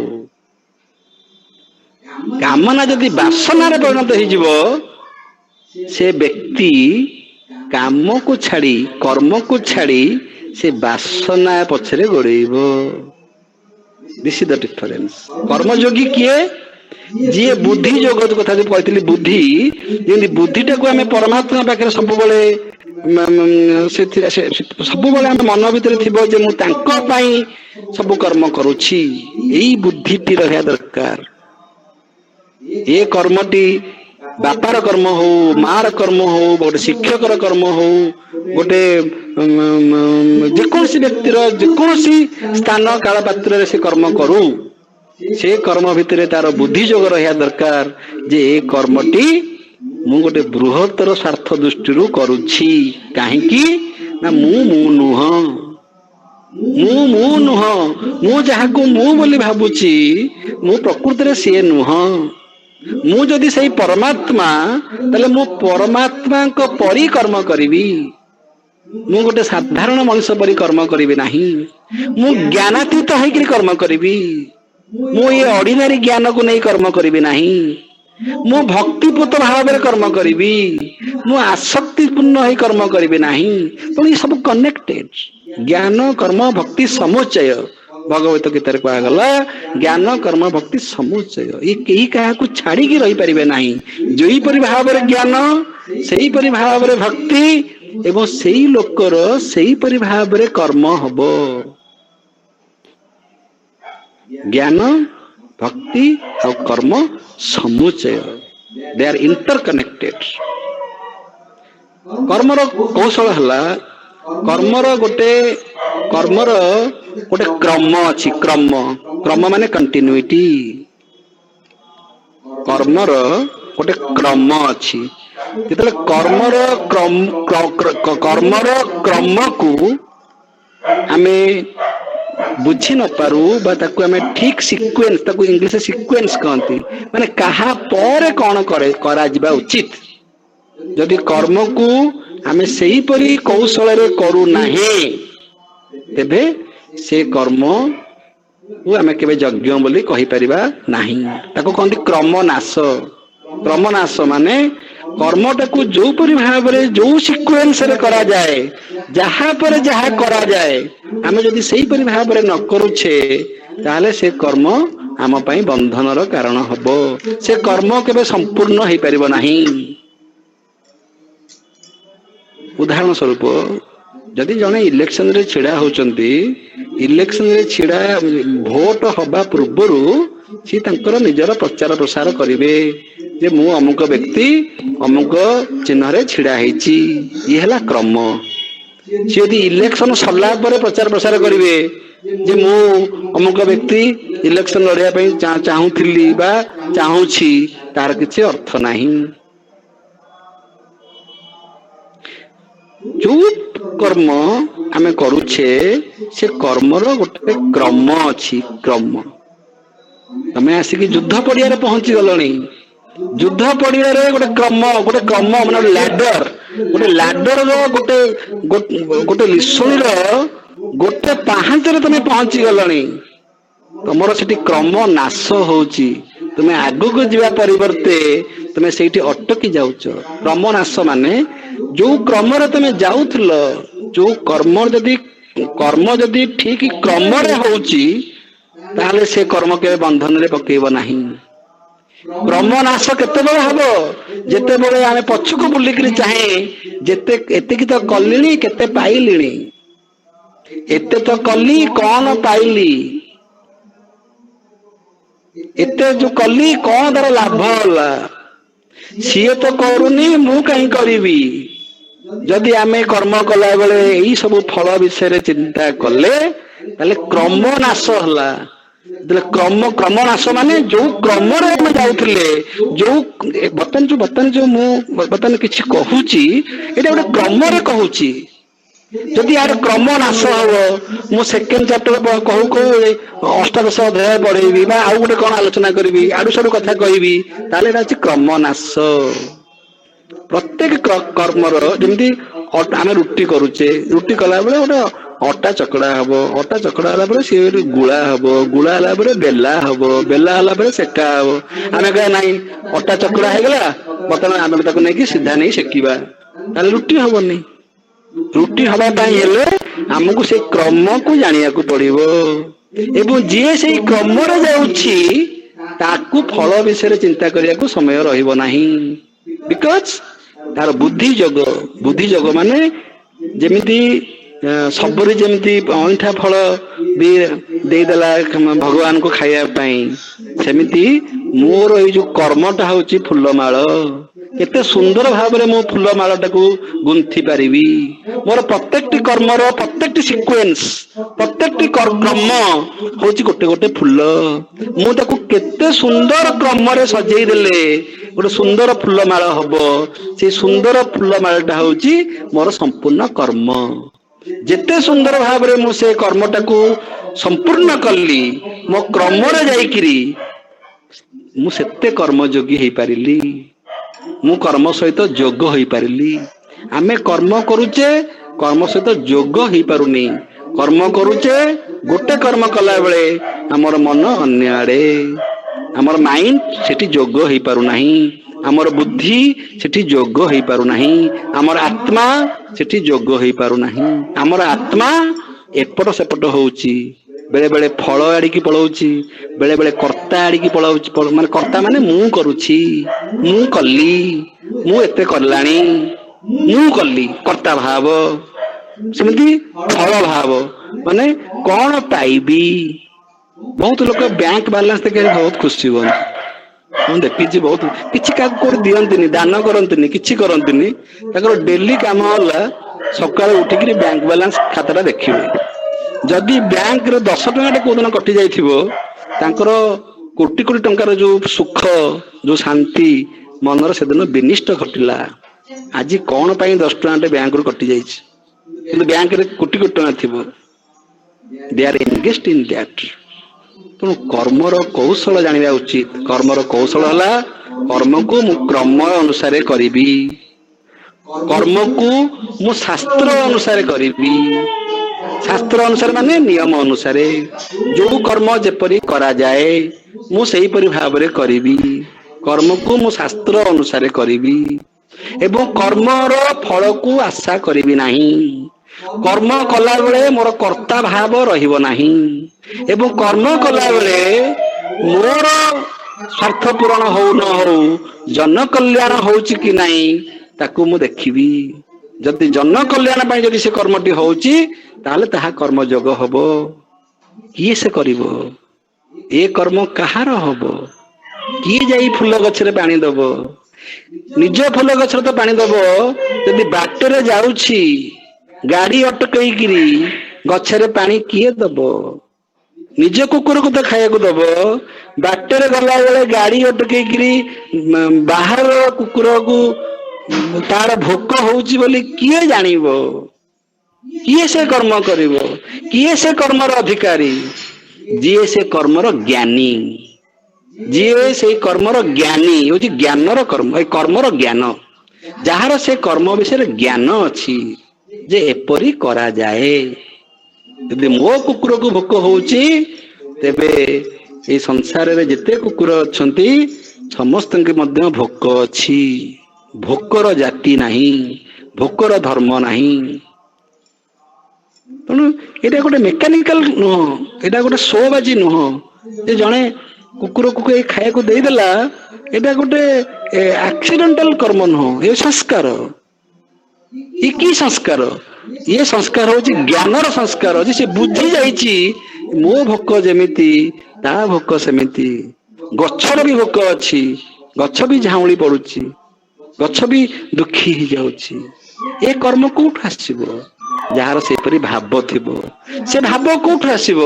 ଯାହାର ସେପରି ଜ୍ଞାନ ଥିବ। ତେଣୁ ଦୁର୍ଯ୍ୟୋଧନର ଜ୍ଞାନ ଯେପରି, ତାର ଭକ୍ତି ସେହିପରି ଏବଂ ତାର କର୍ମ ସେହିପରି। ଦୁର୍ଯ୍ୟୋଧନ ଜାଣିଛି ଯୁଦ୍ଧର ଏକମାତ୍ର ଉଦ୍ଦେଶ୍ୟ ହେଲା ଜିତିବା। ବଳପୂର୍ବକ ଭାବରେ ଯଦି ଜିତି ପାରିଲି ତାହେଲେ ମୁଁ ଯୋଦ୍ଧା। ସେଥିପାଇଁ ସେ ଦ୍ରୌପଦୀର ବସ୍ତ୍ର ହରଣ କଲାବେଳେ ହାତ ଥରିଲାନି। ହାତ ଥରିଲାନି। ଦ୍ରୌପଦୀଙ୍କର ବସ୍ତ୍ର ହରଣ କଲା ବେଳେ ହାତ ଥରିଲାନି। दुशासन हो दुर्योधन हो एंटायर टीम होन्तु सेमानଙ୍କର विवेक बाधा देलानी दब नहीं ସେମାନେ ସେଇ ଜ୍ଞାନରେ ପ୍ରତିଷ୍ଠିତ ସେ ଭକ୍ତି ତାଙ୍କର ଆସିବ ନାହିଁ ତାଙ୍କୁ ଦେଖାଯିବନି ଯେ ଇଏ ଦ୍ରୌପଦୀ ନୁହନ୍ତି ଇଏ ଜଣେ ସ୍ତ୍ରୀ ଲୋକ ଗୋଟେ ସ୍ତ୍ରୀ ଲୋକ ସିଏ ଦ୍ରୌପଦୀ ନୁହଁ ଗୋଟେ ସ୍ତ୍ରୀ ଲୋକକୁ ମୁଁ ସଭା ମଝିରେ କିପରି ଉଲ୍ଲଗ୍ନ କରିପାରିବି ଏ ଭାବ ମୋ ଭିତରେ କେମିତି ଆସିବ ନା ସେ କଥା ନୁହଁ ମୁଁ ଅପମାନର ବଦଲା ନେବି ମତେ ଯୋଉ ଅପମାନ ହେଇଛି ମୁଁ ତାର ବଦଲା ନେବି ପ୍ରତିଶୋଧ ନେବି ଏବଂ ପ୍ରତିଶୋଧ ଯଦି ମୁଁ ନେଇ ପାରିଲି ତାହେଲେ ମୁଁ ଜିତିଲି ପ୍ରତ୍ୟେକ ଯୁଦ୍ଧର ଉଦ୍ଦେଶ୍ୟ ହଉଛି ଜିତିବା ଏବଂ କର୍ମ ମଧ୍ୟ ସେଇ ଟାଇପର ହବ ଭାବ ଆସିଲାନି ତେଣୁ ଭାବ ନ ଆସିବାରୁ ବସ୍ତ୍ର ହରଣ କରିବାଟା ହଉଛି କର୍ମ ତେଣୁ ଜ୍ଞାନ ହେଲା କଣ ନା ମୁଁ ଯୁଦ୍ଧରେ ଜିତିବି ମୁଁ ଭୋଗ କରିବି ମୁଁ ଦ୍ରୌପଦୀ ଯଦି ସେ 5 ଭାଇଙ୍କର 5 ଜଣଙ୍କ ପାଖରେ ସେ ରହିପାରୁଛନ୍ତି ତାହେଲେ ଆଉ 5 ଜଣ ପାଖରେ ରହିଲେ କଣ ଅସୁବିଧା ଏ ପ୍ରଶ୍ନ ମଧ୍ୟ ପଚରା ଯାଇଛି ଏଇ ଚିନ୍ତନ ସବୁ ମନ ଭିତରେ ଆସିବ ଏଇ ଚିନ୍ତନ ଆସିଲେ ସେଇପରି ଭାବ ଆସିବ ଜଣେ କ୍ରୁଏଲ ହବ ଜଣେ ନିଷ୍ଠୁର ହବ ନିର୍ଦୟ ହବ ଏବଂ ତାର କର୍ମଟା ବସ୍ତ୍ର ହରଣ ବଳି ପରି ହବ ଏବଂ ଯୁଦ୍ଧ ପଡିଆକୁ ଯିଏ ଏଇ ମନ ନେଇ ଯାଇଥିବ ତାର ଯୁଦ୍ଧ ନୀତି ସେଇ ଟାଇପର ହବ ଠିକ ସେଇପରି ଅର୍ଜୁନଙ୍କ ମନ ବିଷାଦ ହେଇଯାଉଛି ତାଙ୍କର ଆଖିରୁ ଲୁହ ଝରଝର ହେଇକିରି ବୋହି ଯାଉଛି ତାଙ୍କର ମନେ ପଡୁଛି ପୂର୍ବ କଥା ପିଲାଦିନ କଥା ଆମେ ଭାଇ ଭାଇ ଖେଳୁଥିଲୁ ଆମେ ଆଜି କିଛି ସମୟ ପରେ ଏଠି ରକ୍ତର ନଦୀ ବୋହିଯିବ ତାର ମନ ଦୁଃଖ ହେଇଯାଉଛି ତା ମନ ବିଷାଦଗ୍ରସ୍ତ ହେଇଯାଉଛି କାହିଁକି ଭାବ ତା ଭିତରେ ଆସିଲା ନା ସେ କିଛିଟା ବୁଝିଛି ସମ୍ପୂର୍ଣ୍ଣ ତ ବୁଝିପାରିନି କିନ୍ତୁ କିଛିଟା ବୁଝିଛି ଯେ ମୁଁ ଯୋଉଟା କରିବାକୁ ଯାଉଛି ତାହା ବୋଧ ହୁଏ ଅଧର୍ମ ତାହା ବୋଧ ହୁଏ ଭୁଲ ହେଇଯିବ ମୁଁ ବୋଧେ ବହୁତ ଗୁଡେ ବଡ ଭୁଲ କରି ବସିବି ତା ଭିତରେ ଭାବର ସମ୍ଭାବନା ରହୁଛି ତେଣୁ ତାର କର୍ମ କଣ ହଉଛି ନା ତା କର୍ମ ହଉଛି ଦ୍ୱନ୍ଦ୍ୱ ସେ କଣ କରିବ ଚିନ୍ତା କରିପାରୁନାହିଁ ସେ କର୍ମଶୂନ୍ୟ ହେଇଯାଉଛି କର୍ମଶୂନ୍ୟ ହେଇଯିବା ମଧ୍ୟ ଗୋଟେ କର୍ମ କିଛି ମୁଁ କରିପାରୁନି ମୁଁ ଚିନ୍ତା କରିପାରୁନି କଣ କରିବି ତାହା ମଧ୍ୟ ଗୋଟେ କର୍ମ ଏବଂ ଲର୍ଡ କୃଷ୍ଣ ସିଏ ହଉଛି ଆଉ ଗୋଟେ ମନ ତାଙ୍କର ଜ୍ଞାନ ଯେପରି ତାଙ୍କର ଭକ୍ତି ସେଇପରି ତାଙ୍କର କର୍ମ ମଧ୍ୟ ସେଇପରି ତେଣୁ ଏଇ ଦ୍ୱିତୀୟ ଅଧ୍ୟାୟରେ ଆଗାମୀ ଅଧ୍ୟାୟ ମାନଙ୍କରେ ଆମେ ଯାହା ସବୁ ଆଲୋଚନା କରିବା ତାର ଗୋଟେ ସୂଚୀପତ୍ର ତାର କିଛି ଇଣ୍ଟ୍ରୋଡକ୍ସନ ତାର କିଛି ହିଣ୍ଟସ ତାର ଗୋଟେ ଲେସନ ପ୍ଲାନ ଶ୍ରୀକୃଷ୍ଣ ଅର୍ଜୁନଙ୍କୁ କହୁଛନ୍ତି ତମେ ଏଇ କନସେପ୍ଟ ସବୁ ପ୍ରଥମେ ଶିଖ ଗୋଟେ ଜ୍ଞାନ ଅଛି ଗୋଟେ ଭକ୍ତି ଅଛି ଗୋଟେ କର୍ମ ଅଛି ଏବଂ ଜ୍ଞାନ ଅଛି ଜ୍ଞାନର ଯୋଗ ଅଛି କର୍ମ ଅଛି କର୍ମର ଯୋଗ ଅଛି ଭକ୍ତି ଅଛି ଭକ୍ତିର ଯୋଗ ଅଛି ଏବଂ ଏ ପରସ୍ପର ସମ୍ପର୍କିତ ଏ କେହି କାହାକୁ ଛାଡି ରହିପାରିବେ ନାହିଁ ତୁମେ ଏଇ କଥା ଶିଖ ଏବଂ ଯୋଉ କର୍ମ କରୁଛ ସେ କର୍ମ କଲା ବେଳେ ଫଳ ପ୍ରତି ଆଶା କର ନାହିଁ ଏଇଥିପାଇଁ କର୍ମ କରିଛ ମାନେ ଫଳ ନିଶ୍ଚିନ୍ତ ଭାବରେ ଆସିବ କର୍ମ କରିଛ ଫଳ ଆସିବ ନାହିଁ ତାହା କେବେ ସମ୍ଭବ ନୁହଁ ଯଦି କର୍ମର ଫଳ ନିଶ୍ଚିନ୍ତ ଭାବରେ ଆସିବ ତାକୁ ପଛକୁ ବୁଲିକିରି ଚାହଁ ନାହିଁ ଯେତିକି ସମୟ ତମେ ପଛକୁ ବୁଲିକିରି ଚାହିଁବ କର୍ମର ଫଳ ପ୍ରତି ତମେ ଚିନ୍ତା କରିବ ତେବେ ସେଇ ସମୟରେ ତମେ ଆଉ ଗୋଟିଏ କର୍ମ କରିବାରୁ ବିରତ ହେଲ କାହିଁକି ନା ପ୍ରତ୍ୟେକଟି ମୁହୂର୍ତ୍ତ ହଉଛି ଗୋଟେ କର୍ମର ମୁହୂର୍ତ୍ତ କୌଣସି ଏକ ମୁହୂର୍ତ୍ତ ନୁହଁ ଫଳ ବିଷୟରେ ଚିନ୍ତା କରିବାର ମୁହୂର୍ତ୍ତ ଯଦି କୌଣସି ସମୟରେ ଫଳ ବିଷୟରେ ଆମେ ଅଧଘଣ୍ଟେ ଚିନ୍ତା କଲେ କି ଗୋଟେ ଘଣ୍ଟା ଚିନ୍ତା କଲେ ବା ଗୋଟେ ଦିନ ଚିନ୍ତା କଲେ ତେବେ କର୍ମ କରିବାର ଯୋଉ କ୍ରମ ତାହା ବିନିଷ୍ଟ ଘଟିଲା ତେଣୁ କର୍ମ ଫଳକୁ ଚିନ୍ତା କଲେ କର୍ମର କ୍ରମ ବିନିଷ୍ଟ ହୁଏ ଯେମିତି ଡ୍ରାଇଭିଂ କଲା ବେଳେ एकमात्र लक्ष्य थाए जे मु जहाँ ड्राइविंग शिखी କିନ୍ତୁ ପ୍ରତି ମୁହୂର୍ତ୍ତରେ ଯୋଉ ସିଚୁଏସନ ସବୁ ଆସିବ, କେତେବେଳେ ଗୋଟେ ପିଲା ଗାଡି ସାମ୍ନାକୁ ପଳେଇ ଆସିବ, କେତେବେଳେ ଗୋଟେ କୁକୁର ଗାଡି ସାମ୍ନାକୁ ପଳେଇ ଆସିବ, କେତେବେଳେ ଟର୍ଣ୍ଣିଂ ଆସିବ, ଏ ସବୁକୁ ମୁଁ ସାମ୍ନା କରିବି। ସେଥିପାଇଁ ମୋର ବୁଦ୍ଧି ଯୋଗ ହବା ଦରକାର। ଗାଡି ଚଲେଇଲା ବେଳେ ମୋର ସେ ବୁଦ୍ଧି ଯୋଗ ହବା ଦରକାର, ସେ କନସେନ୍ଟ୍ରେସନ ହବା ଦରକାର। ସେତେବେଳେ ଯଦି ମୁଁ ଅନ୍ୟ କଥା ଚିନ୍ତା କରିବି, ଅନ୍ୟ ଭିତରେ ଫଳ ବି ଯାଉଛି, ଅନ୍ୟ କଥା ଚିନ୍ତା କରିବା ଅର୍ଥ ଭିତରେ ବି ଫଳ ଚିନ୍ତା ବି ଯାଉଛି। ଯଦି ଅନ୍ୟ କଥା ମୁଁ ଚିନ୍ତା କରିବି ତାହେଲେ ଏଇ କର୍ମର କ୍ରମ, କର୍ମର ସିକ୍ୱେନ୍ସ ନଷ୍ଟ ହବ। କର୍ମର ଯଦି ସିକ୍ୱେନ୍ସ ନଷ୍ଟ ହେଇଗଲା, ସେ କର୍ମ କେବେ ଯଜ୍ଞ ହେଇପାରିବ ନାହିଁ। ତେଣୁ ହେ ଅର୍ଜୁନ, ଏଇ ଯୋଉ ଯୁଦ୍ଧ ତମେ କରୁଛ ତାକୁ ଯଜ୍ଞ ବୋଲି ଭାବିକିରି କର, ତାକୁ କର୍ମ ଯୋଗ ବୋଲି ଭାବିକିରି କର। ଏହା ହଉଛି ଏକ ସବୁଠାରୁ ବଡ କର୍ମ। କାହିଁକି ନା ଏ ଯୋଉ ଯଜ୍ଞ, ଆ ମାଧ୍ୟମରେ ତୁମେ ଧର୍ମର ପ୍ରତିଷ୍ଠା କରିବାକୁ ଯାଉଛ। ଯଦି ତୁମେ ଆଜି ଏହା ନ କର, ତେବେ ତୁମେ ଗ୍ୟାରେଣ୍ଟି ଦେଇପାରିବ ନାହିଁ ଯେ କେବେ ବି ଯୁଦ୍ଧ କରିବ ନାହିଁ। କାହିଁକି ନା ତୁମର ସ୍ୱଧର୍ମ ହଉଛି ଯୁଦ୍ଧ କରିବା। ତୁମେ ଆଜି ନ କଲେ ବି ଦିନେ ନା ଦିନେ ଯୁଦ୍ଧ କରିବ। କାହିଁକି? ତୁମେ ଅଧର୍ମକୁ ସହିପାରିବ ନାହିଁ ଏବଂ ତୁମେ ଯୁଦ୍ଧ କରିବ।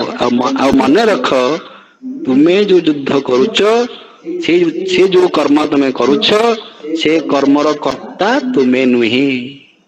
ଏ କୌଶଳ ଶିଖ। ତୁମର କର୍ତ୍ତା, ତୁମ କର୍ମର କର୍ତ୍ତା ତୁମେ ନୁହେଁ। ୟୁ ଆର୍ ଆନ୍ ଇନଷ୍ଟ୍ରୁମେଣ୍ଟ। ତୁମେ ନିମିତ୍ତ ମାତ୍ର। ତୁମ ମନ ଭିତରେ ସବୁବେଳେ ସେଇ ଭାବ ରହୁ, ସେ ଜ୍ଞାନ ରହୁ ଯେ ହଁ, ପ୍ରାକ୍ଟିକାଲି ବ୍ୟବହାରିକ ସତ୍ତା ଦୃଷ୍ଟିରୁ ମୁଁ କର୍ତ୍ତା, ମୁଁ କର୍ମ କରୁଛି, କିନ୍ତୁ ପରମାର୍ଥିକ ଦୃଷ୍ଟିରୁ ମୋ ଦ୍ୱାରା ଏହା କରାଯାଉଛି। ମୁଁ କରୁଛି, ମୋ ଦ୍ୱାରା ଏହା କରାଯାଉଛି। ତାପରେ ହାଇଏଷ୍ଟ ନଲେଜ ଆସିବ, ସବୁ ଜିନିଷ ଆପେ ଆପେ ହଉଛି। ସବୁ ଜିନିଷ ଆପେ ଆପେ ହଉଛି ମୋର ବିନା ଇଚ୍ଛାରେ। ଯେମିତି ମୋ ଭିତରେ ରକ୍ତ ସଞ୍ଚାଳନ ହଉଛି, ମୋର ବିନା ଇଚ୍ଛାରେ ଯେମିତି ଗଛ ମାନେ ବଢି ବଢି ଯାଉଛନ୍ତି, ମୋର ବିନା ଇଚ୍ଛାରେ ଯେପରି ଦିନ ରାତି ହଉଛି, ସେମିତି ମୋର ବିନା ଇଚ୍ଛାରେ ମୋ ପାଇଁ ବି ଯାହା ଘଟୁଛି ତାହା ଘଟି ଚାଲିଛି। ମୁଁ ଖାଲି ଏଇ ଯୋଉ ଫଲ୍ସ ନଲେଜ, ଯୋଉ ଜାଗତିକ ଜ୍ଞାନ, ସେ ଜ୍ଞାନରେ ମୋହିତ ହେଇ ମୋହରେ ପଡି ମୁଁ କହୁଛି ଯେ ମୁଁ କରୁଛି। ସେ ମୁଁଟା କିଏ? ନା ମୁଁ ହଉଛି Arjun. You are not Arjun. You think that you are Arjun. You are not the brother of them. You think that you are brother of them. ତୁମେ ଭାବୁଛ ତୁମେ ଅର୍ଜୁନ, ତୁମେ ଭାବୁଛ ତୁମେ ସେମାନଙ୍କର ଭାଇ, ତୁମେ ଭାବୁଛ ଯେ ତୁମେ ମରିଯିବ, ତୁମେ ଭାବୁଛ ଯେ ସେମାନଙ୍କୁ ମାରି ପକେଇବ। ଏ ସବୁ ଭାବନା ତମର ତ ହଉଛି ଜାଗତିକ ଭାବନା। ଏହା ତମର ପ୍ରକୃତ ଭାବନା, ପରମାର୍ଥିକ ଭାବନା ଏହା ନୁହଁ। ଏହା ସେ ନଲେଜ ନୁହଁ। ତେଣୁ ଜ୍ଞାନର ଜ୍ଞାନ, ଜ୍ଞାନ ଭକ୍ତିର ଜ୍ଞାନ ଏବଂ କର୍ମର ଜ୍ଞାନ, ଏଇ ତିନୋଟି ଯାକ ବିଷୟରେ ଯୋଉ ସମ୍ୟକ ଜ୍ଞାନ ଆମେ ଇଣ୍ଟ୍ରୋଡକ୍ସନ ହିସାବରେ ଆମେ ଜାଣିବାକୁ ପାଇଲେ, ସେଟା ହଉଛି ଦ୍ୱିତୀୟ ଅଧ୍ୟାୟ। ତାପରେ ତୃତୀୟ ଅଧ୍ୟାୟରୁ ଆମେ କର୍ମଯୋଗ ଇନ୍ ଡିଟେଲ୍ସ ପଢିବା। Thank you.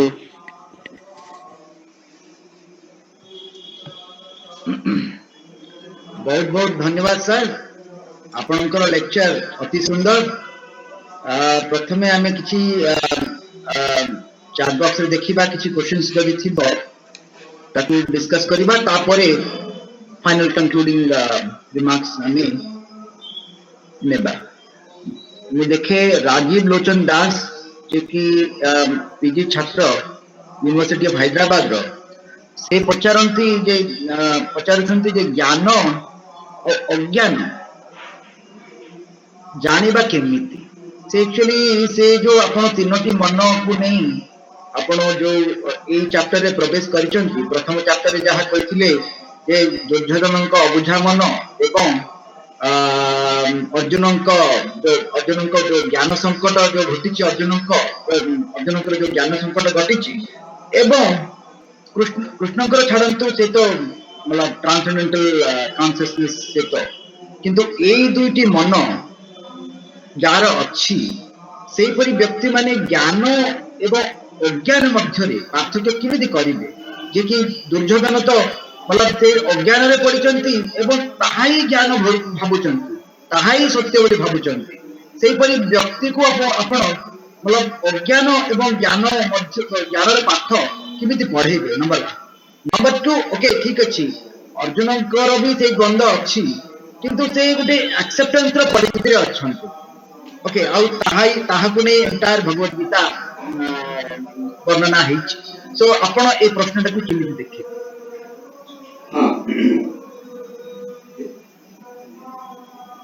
एठी जो दुर्योधन अर्जुन और लॉर्ड कृष्ण बा जो तीनोटी मन कथा मैं आलोचना कले ये तीनोटी मन तीनोटी व्यक्तिंकर नुहे ये तीनोटी मन आम समस्त भितर अच्छी यही कथाटी प्रथम क्लियर हवा उचित माने मु दुर्योधन आपण अर्जुन एवं आम प्रिंसिपल हेले लॉर्ड कृष्ण सेमती नुह मो भितर दुर्योधन मन अच्छी मो भितर अर्जुन मन अच्छी एवं मो भितर श्रीकृष्ण मन अच्छी केमती मुझे जो छोट छुआ थी कि बुझी पार न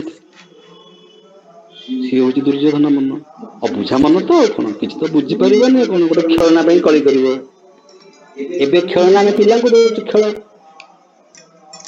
जो रागी जाए से किसी बुझा चाहे मु चाहे मो जिद्दी रहू मो राग संतुष्ट हो जाऊ से मो दुर्योधन यही व्यक्ति बेले बेले दुर्योधन बेले बेले अर्जुन आ मु तो श्रीकृष्ण मैंने आम समस्त श्रीकृष्ण क्या आम चेतना पुरुष चेतना स्वरूप आमर अहं ब्रह्मस्मि समस्त कृष्ण तार जो लोयर अवस्था को आसिले आ गोटे अवस्था है कन्फ्यूजन अर्जुन अवस्था एवं सबुठार तल अवस्था है जोटा दुर्योधन को अवस्था अबुझा अवस्था आमरी मन अबुझा आमरी मनर द्वंद्व आसुची मन बुझिया को चेष्टा करुची एवं आम मन गोटे समय सब जिनस बुझी पारुची ये तीनटा अभिज्ञता प्रत्येक मनुष्यर होउछि ना हो नाही ओ कहार केते थर हेची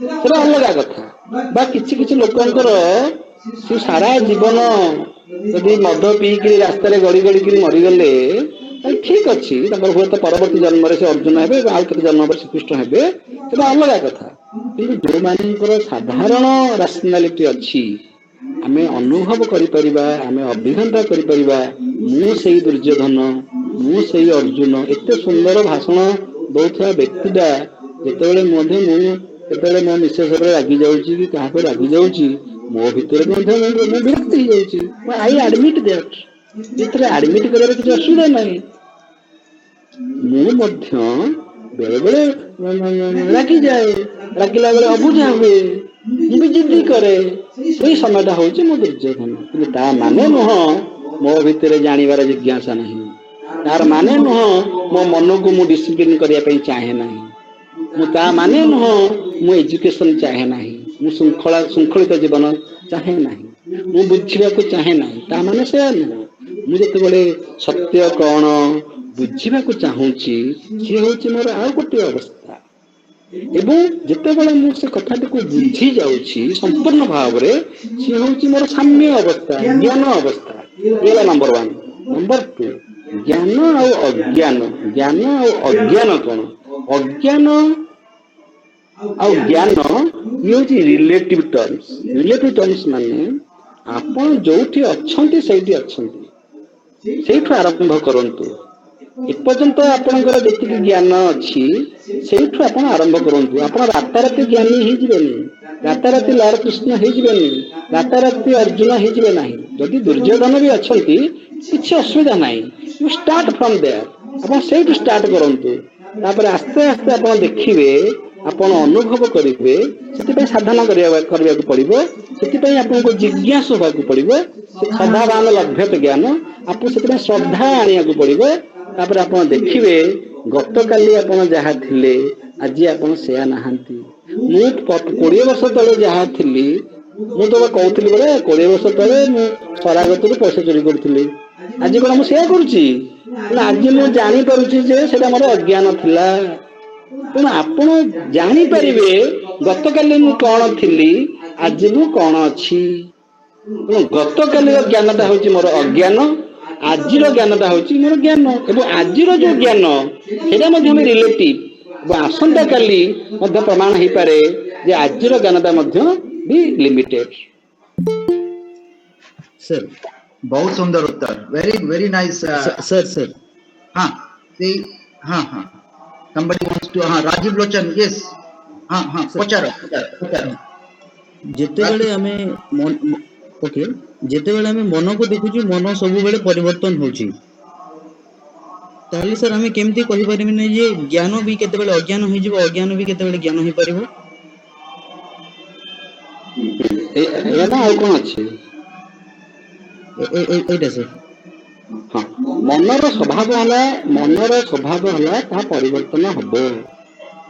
ମନ ପରିବର୍ତ୍ତନଶୀଳ, ଏକଥା ବୁଝିବାକୁ ପଡିବ। ଆମେ ଯଦି ବୁଝିପାରୁନେ ମନ ପରିବର୍ତ୍ତନଶୀଳ ବୋଲି, ତେବେ ଆମେ ମନର ଗତି ସହିତ ଗତି କରିବା। ମନ ଯଦି ସୁଖ ହେଲା ଆମେ ସୁଖୀ ହେଇଗଲେ, ମନ ଯଦି ଦୁଃଖ ହେଲା ଆମେ ଦୁଃଖୀ ହେଇଗଲେ, ମନ ଯଦି ବିଷାଦଗ୍ରସ୍ତ ହେଇଗଲା ଆମେ ଯୁଦ୍ଧ କରିବାନି। ଯୁଦ୍ଧ କରିବା ମାନେ କର୍ମ କରିବାନି।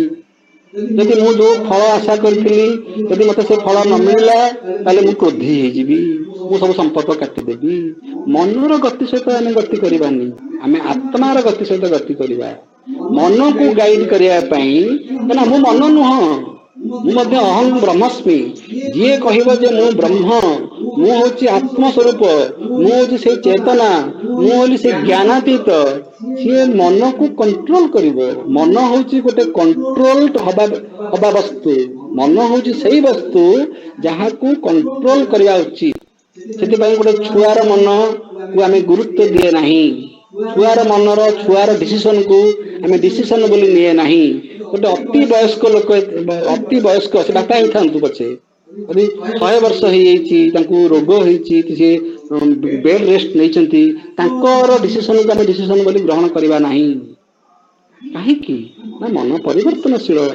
ମନ ପରିବର୍ତ୍ତନଶୀଳ, ଆକୁ ଯୋଉ ମନ ଜାଣେ, ମନ ପରିବର୍ତ୍ତନଶୀଳ ବୋଲି ଯୋଉ ମନ ଜାଣେ, ସେଇ ମନ ହଉଛି ଆତ୍ମା, ସୁପର ମାଇଣ୍ଡ। ଯାକୁ ଅରବିନ୍ଦ କହୁଛନ୍ତି ସୁପର ମାଇଣ୍ଡ। ସୁପର ମାଇଣ୍ଡ, ମାଇଣ୍ଡର ବହୁତ ଲେୟାର୍ସ ଅଛି। Mind, over mind, higher mind, illumined mind, super mind, ତାପରେ ସଚିଦାନନ୍ଦ। ମନର ବହୁତ ଲେୟାର୍ସ ଅଫ କନସିୟସନେସ, ଚେତନାର ଗତକାଲି ଯୋଉ ମନ ଆପଣଙ୍କର ଥିଲା, ଆଜି ସେ ମନ ନାହିଁ। ଗତକାଲି ଆପଣ ଥିଲେ ସିଦ୍ଧାର୍ଥ, ଆଜି ଆପଣ ହେଇଛନ୍ତି ଗୌତମ ବୁଦ୍ଧ। ରାତି ଅଧରେ ସ୍ୱାମୀ ସ୍ତ୍ରୀ ରାଜପ୍ରସାଦ ସବୁ ଛାଡି ପଳେଇଛନ୍ତି। ପୂର୍ବ ରାତିରେ ଆପଣ ସିଦ୍ଧାର୍ଥ ଥିଲେ, ପୂର୍ବ ରାତିରେ ଆପଣ ରାଜପୁତ୍ର ଥିଲେ, ପୂର୍ବ ରାତିରେ ଆପଣ ସ୍ୱାମୀ ଥିଲେ, ବାପା ଥିଲେ। ହଠାତ୍ ଆପଣଙ୍କର ମନ ପରିବର୍ତ୍ତନ ହେଇଗଲା, ଆପଣ ସଂସାରକୁ ତୁଚ୍ଛ ମନେ କଲେ ଏବଂ ଚାଲିଗଲେ। ମନ ପରିବର୍ତ୍ତନଶୀଳ। ମନର ପରିବର୍ତ୍ତନଶୀଳତାକୁ ଆମକୁ ଗ୍ରହଣ କରିବାକୁ ପଡିବ। ମନ ସବୁଠାରୁ ଚଞ୍ଚଳ, ମନ ପରି ଚଞ୍ଚଳ କେହି ନାହିଁ। ମନ ସାଙ୍ଗେ ସାଙ୍ଗେ ସନ୍ଧ୍ୟା ବେଳେ ପରା ଆପଣ କଥା ହେବେ, ଆରେ ସକାଳେ ମୁଁ ତା ସହିତ କଥା ହେଇଥିଲି, ସନ୍ଧ୍ୟା ବେଳକୁ ସେ ଲୋକ ସୁଇସାଇଡ୍ କରିସାରିଲାଣି। ସକାଳେ ଗୋଟେ ଲୋକ ମାର୍କେଟରେ ବୁଲି କଥାବାର୍ତ୍ତା ହେଇଥିବ ଆପଣଙ୍କ ସହିତ, ରାତିରେ ଆପଣ ଦେଖିବେ ସେ he has committed suicide। ସକାଳର ମନ ସନ୍ଧ୍ୟା ବେଳକୁ ନାହିଁ। ଏବଂ ସୁଇସାଇଡ୍ କରିବାକୁ ଯାଉଥିବା ବ୍ୟକ୍ତିକୁ ଯଦି ଆପଣ ବୁଝେଇଦେବେ, କାଉନସିଲିଂ କରିଦେବେ, ତାକୁ ଆପଣ ଆଉ ବର୍ତ୍ତମାନ ସୁଇସାଇଡ୍ କର ବୋଲି କଲେ ବି ସେ କରିବନି। କାହିଁକି କହିଲେ, ତା ମନ ଚେଞ୍ଜ ହେଇଯାଉଛି। ତେଣୁ ମନଟାକୁ ଆପଣଙ୍କୁ କଣ୍ଟ୍ରୋଲ କରିବାକୁ ପଡିବ ଏବଂ ଆପଣଙ୍କୁ ଜାଣିବାକୁ ପଡିବ ଆପଣ ମନ ନୁହନ୍ତି, ମନ ଆପଣଙ୍କର। ମନଟା ଆପଣଙ୍କର, ଆପଣ ମନର ନୁହନ୍ତି। ଯୋଉ ମଣିଷ ଭାବେ ଯେ ମୁଁ ମୋ ମନର, ସେ ମନର ଗତି ଅନୁସାରେ ଗତି କରେ। ମନ ଖୁସି ହେଇଗଲେ ଖୁସି ହେଇଯାଏ, ସିଏ ମଧ୍ୟ ବନ୍ଧନ। ମନ ଦୁଃଖୀ ହେଇଗଲେ ଦୁଃଖୀ ହେଇଯାଏ, ସିଏ ମଧ୍ୟ ବନ୍ଧନ। ଆପଣଙ୍କର ପ୍ରଶ୍ନ ହଉଛି ଯେ ଆମେ କେମିତି ସେ ମନକୁ ଜାଣିବା। ସେଥିପାଇଁ ଉପନିଷଦରେ 2ଟା ପକ୍ଷୀ କଥା କୁହାଯାଇଛି। ଗୋଟେ ପକ୍ଷୀ ଖାଉଛି, गोटे डाल बसिकी खाइला बेले खुशी होउची न खाइला बेले दुखी होउची आउ गोटे पक्षी ताको देखुची सो बी एन ऑब्जर्वर तमे गोटे तमे तमे माने मैं तुमको तमे कहूनी just I am addressing impersonally आपण मनटाको ऑब्जर्व करंतु जो मनटाको खाली ऑब्जर्व करंतु किछि इंटरप्रेट करंतु मन जाऊ जड़ जाऊ मेडिटेशन क्या कहते कि मेडिटेशन माने हला ध्यान माने हला मन को ध्यान दबा माने मु ध्यान देवी मो मन कुआड़े जाउछि सपोज आपण गोटे समय बसिले आपणकर मो ऊपर भारी विरक्ति भाव आसला आसु आपण खाली एतिके एडमिट करंतु जे मो मन भीतर बर्तमान राग आसुछि देखिए आपण मन रागिबनी यदि रागिया लोकटा जानी परिबो जे मु बर्तमान रागुछि ए बस टिपिकी रखिबे आपण टिपंतु सबदिन एट मैनेजमेंट आपनकर माइंड मैनेजमेंट में कोन कहूची आपण दिन को टिपंतु केते थर रागिले 10 थर रागिले आज टिपिकी रखंतु ता पर दिन लिखंतु आज 9 थर रागिली ता पर दिन टिपंतु आज 8 थर रागिली जेते बेले आपण देखिबे जे मु आज 2 थर रागिची आपण देखिबे से मन आ ए मन से व्यक्ति आ ए व्यक्ति भितर आकाश पाताल तफात that is called real education that मन को कंट्रोल करवा जो education that is spiritual education that is not psychology psychology होची केवल मन को ऑब्जर्व करिवो केवल स्टडी करिवो किंतु मन को कंट्रोल करवा जो साधना सेटा होची आध्यात्मिक साधना स्पिरिचुअल साधना आपण केवल साक्षी हे कि देखंतु ये मनर मन कौन सब करि पारे आपण किछि इन्वॉल्व होंतुनी आपण खाली मन रे रहंतु रसगोला थुआइची बर्तमान मन कहूची मन रे लोभ आसला रसगोला खाइबी आसु रसगोला से लोभटाको आपण एडमिट करंतु यदि मन रे क्रोध आसला आपण किछि नाही आपण खाली ऑब्जर्व करंतु जे आपण भीतर क्रोध आसला पुणी मन रे शांत आसला आपण खाली ऑब्जर्व करंतु जे मन रे शांत आसला ताले से मन तो क्रोध होला से मन तो शांत होला ताले कोडा मन ये मन नुह कि से मन नुह ये जोड़ा जाक मो ए दिरा जाक मो कंट्रोल रे सो गो बियॉन्ड योर मन तुम मनर ऊर्ध्व को जाओ मन तुमर तुम जेमिति चाहिबो सेमिति करबो मु ए समय बर्तमान ए गीता क्लास करिया पई 18टा जाक अध्याय 18टा क्लास रे नेबी बोली मन करली मु मन करथांती संध्या बेले समुद्र कूल बसिकी चेनाचुर खाइथांती तो मनटाको आपण जो डायरेक्शन रे नेबे मन आपणकर सेही मन को मत जो नउछने मन जते बेले कहिबो मते जुआर नउछने सेते बेले आपण जानिबे जे आपणकर जोग आरंभ हला बुझबेले जदी आपण कहिबे मन तू मते जुआर नउछने सेते बेले आपण जानिबे जे आपणकर विजोग आरंभ हला विजोग माने मुक्ति जोग माने जन्म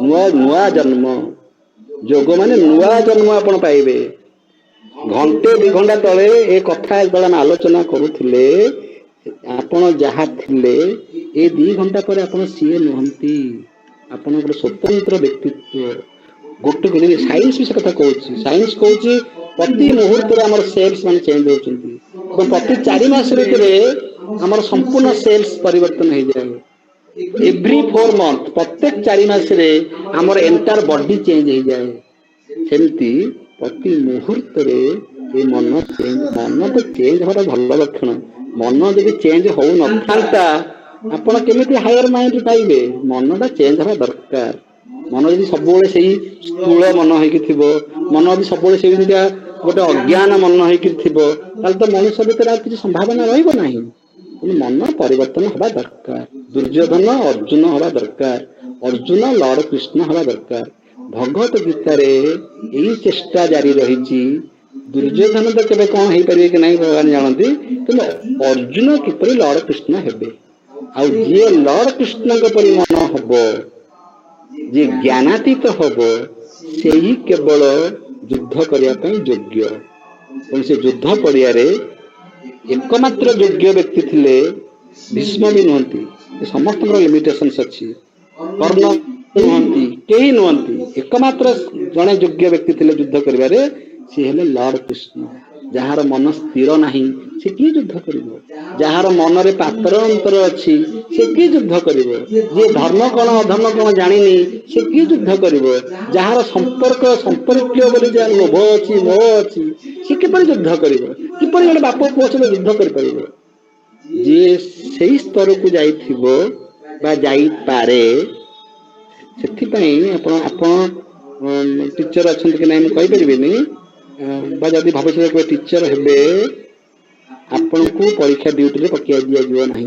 जहार पिला परीक्षा दौ थाए ता बापा को परीक्षा ड्यूटी दिया जाए नहीं। काहे कि दिया जाए नहीं, काले से तार पुत्र मोहरे पड़िबो, सेथिपई दिया जाए नहीं। किंतु जो बापा ता पिला परीक्षा दौथुबो ता पिलार कपि भी धरी पारिबो, सी प्रकृत शिक्षक, सी प्रकृत योद्धा, सेही परि